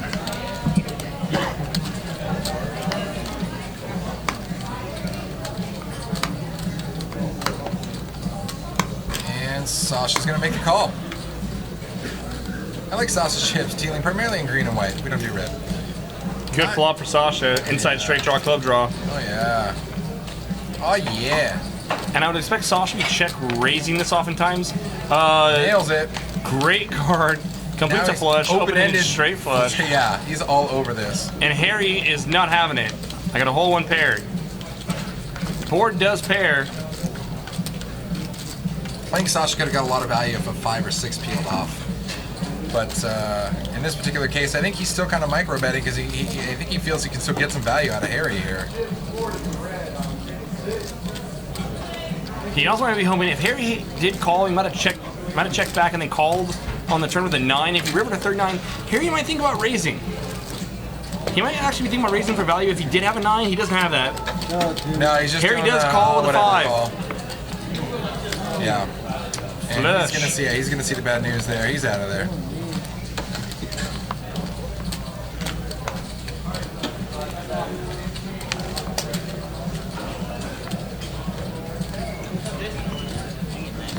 Look, taking a sneak peek to see who's over at the game still. Oh, what's going on over there? 11. See how open you getting in? I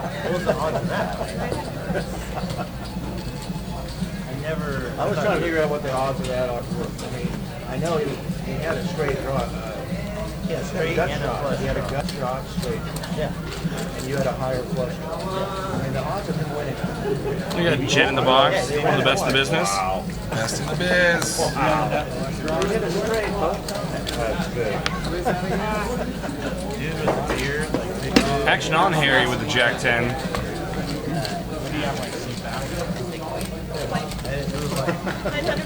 I was like, shocked. So Harry's gonna make the call as well, yeah. Over to Brian. If he can see his cards and round all of his chips. Harlan taking it up to 60 bucks.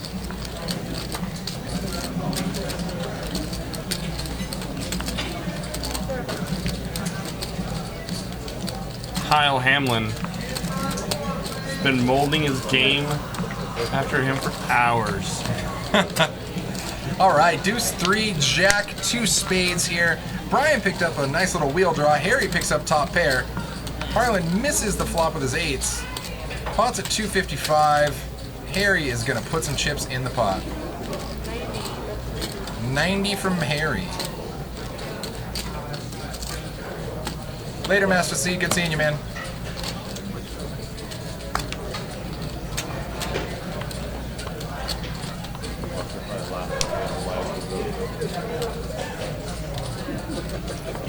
Brian calls the 90 with the wheel draw on double Aaron now. He's checking out. So now we're going to go heads up. All right, this 5 here. Brian connects with this 5. Not exactly what he was looking for, but it might be enough to just keep him along one more street with Harry, depending on the betting pattern here. So 435 in the in the pot. Harry is definitely going to fire. Ooh, firing some whites there. 300. And that is a look of confusion on Brian's face. Like, really? Brian might think he has the best hand. Absolutely, he could, for sure.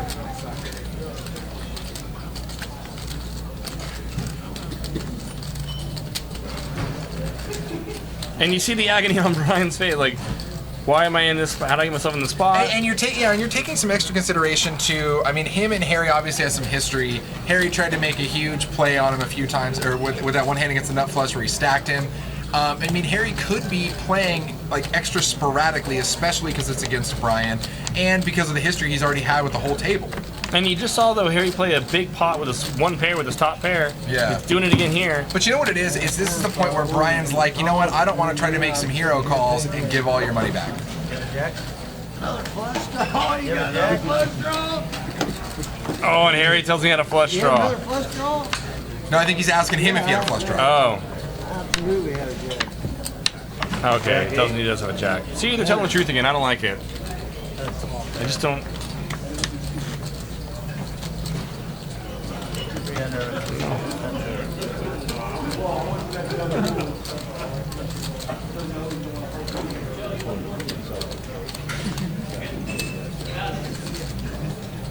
Poker's alive and well. Very alive. All right, 6-9 over here for Harry. And Harry's like, oh yeah, I was busy stacking some chips. All right, so Harry's checking out of the spot. Over to Anthony, waking up with Ace King here. It's +1. 35? So we said 30 bucks. 35. And Brian is gonna flat queens.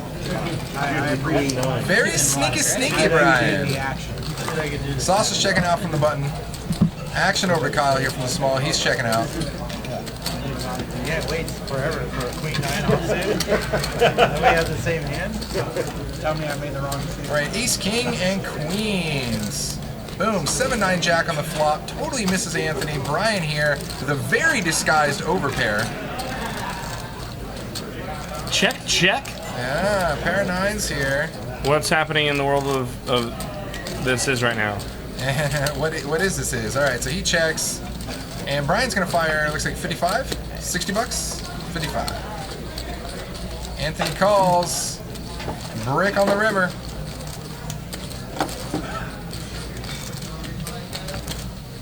And they play together a lot, so this... If Brian bets, Anthony will call. Yeah. Depending on his sizing here, if Brian bets, Anthony does call. And I think he'll call relatively quickly. I like Babyface ATL. Brian is value checking. You don't have to leave with the street. We still play after. So everyone knows. There it is. Boom. Queens. Yeah, he's like, no, bite. Let's see. Why is the Poker Concierge number for a casino in California a Nevada number? For the same reason why all of us, when we change or relocate, we don't change our area code or our phone number because then we lose our contact and people can't get hold of us. It's true. Our Poker Concierge. It's true. We used to have a 1-900 number, but that seemed to get really costly pretty quickly, so we just changed it. Because we farm players out of Nevada. Players and employees. Come to the strong NorCal poker community. And the Babyface ATL, and the value check works. Pay the man. I don't think it's, I mean, there's a lot of draws there on that board that I mean, Anthony might think that if Brian had any piece of the flop, he would have bet. And he could have just like picked up a draw. I mean, hard drawing did come on the turn. Paired the 9. He would have might have figured the goal.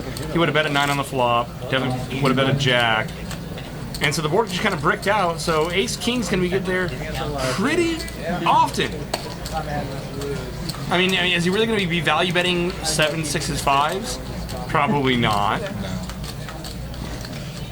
I mean, it's not the worst call. I mean, it might look, you know, we might think it looks bad because we can see that he's got queens. It's not the worst. Oh, X strength. Just because you lost a nickel, that just means you're going to win a dime next time, buddy. Science. Science, logic. Oh God, Jefferson's don't start. Just bite it. Bite your tongue. All right, bite it. I'm done. I'm done. All right, Sasha calls the 55. Jack on the turn here is actually going to make Matt open-ended. Not a great card for Sasha here. Sasha's still in the lead. That card's gonna smack a lot of the hands that Sasha's gonna look flat. at all of those outs for Matt up there. Just like any ace, queen, 9, 7. It's a better card for Sasha than it is for Matt.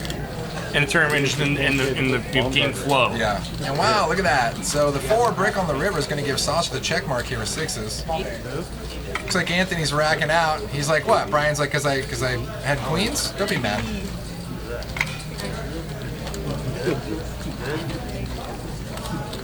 I don't blame that for shutting down. Like I said, that jack on the turn. The hands that Sasha's going to just flat with pre and then call the flop. That jack connects with so much of that. I mean, definitely would have been willing to check call that because he's hoping that connects with him. So that if he does make it straight, he can get paid off. That somehow Sasha would make it a 2-pair type hand.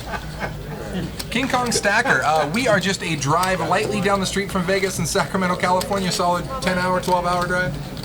10 hour? 10 hour. From where? Vegas? Yeah, 10 hour, yeah. And if you speed through the desert, let's knock that down to 9 or 8. You could be here in a fortnight. Is that even a thing? I don't even know what that means. Is Fortnite still a thing? That's the real question. Of all the things that we are learning and being misled on tonight, is Fortnite still? That still is? Oh my gosh. Are you ready? The last hand going now. Peter makes it 30 to go. Jack 10 off. 8 Ron. King Queen says yes. He said yes. Harry thinks better of it. He got a little bit back tonight. Good to see. Never rooting against a player, but oh my God, I saw it. I saw that yellow button go down. I thought it was an all-in chip. All right, look at that. King 6-7 2 spades. Brian. Flush draw. And top pair for double A-Ron here. I have one seat. Can I get Just because this is the last hand of our stream, you hear them. They're already stacking and opening up seats. Sorry, Plastica. We'll get some more movie preview voice next time. I didn't find the right opportunity in the hand to go for it. All right, Jack of clubs here on the turn. No help to Brian. Aaron can still get value from straight draws, flush draws. So he's going to just keep betting. 205 in the pot. He makes kind of a smallish bet here. Bets another 75.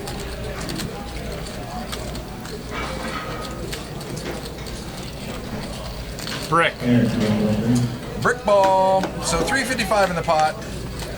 Brian first to act. He is pretty much conceding this hand, and Aaron's getting checked behind. Show is king. King's good. King's good. Well, well, well. Good action tonight. You know, yeah. Really interesting, kind of weird hands that were being played. Yeah, so I think it's one of those things that's funny because it started out just a hair on the slows. Well, the very first hand actually was decent, but then it started out kind of a little slow, a little this and that. But then it really just picked up, man. And Harry in there changing gears all over the map. Very cool. Yeah, the deck cooperated with us a little bit too. It was kind of good. Absolutely, No, yeah. Brian stacking some chips, some really fun draws, some really like the Queen 9 hands with Brian and Anthony, where he was free rolling with the spade draw. Then they both hit 2-pair against Harry, and yeah, absolutely crazy. Fun game. Great game. Good stuff. Always good times. What do we got coming up Monday? You know what? We're going to find out here real quick. We should know this. We should. Don't forget that we got the Twitter roll coming up, as well as the 250K guarantee Stones Fall Classic. Yeah, lots of events. And Monday is going to be you and Veronica in a 5-5 no limit. Whee! All right, guys. Make sure you click the heart button. Throw us a follow. We'll let you know when we go live again. And Monday, 5-5, me and the dirtiest commentator in all of poker, Veronica Brill. That's very true. She earned that title. So until Monday, Yeah, guys. she does not bathe. Very dirty. It's horrible. All right. Good night, kids. Have a good one.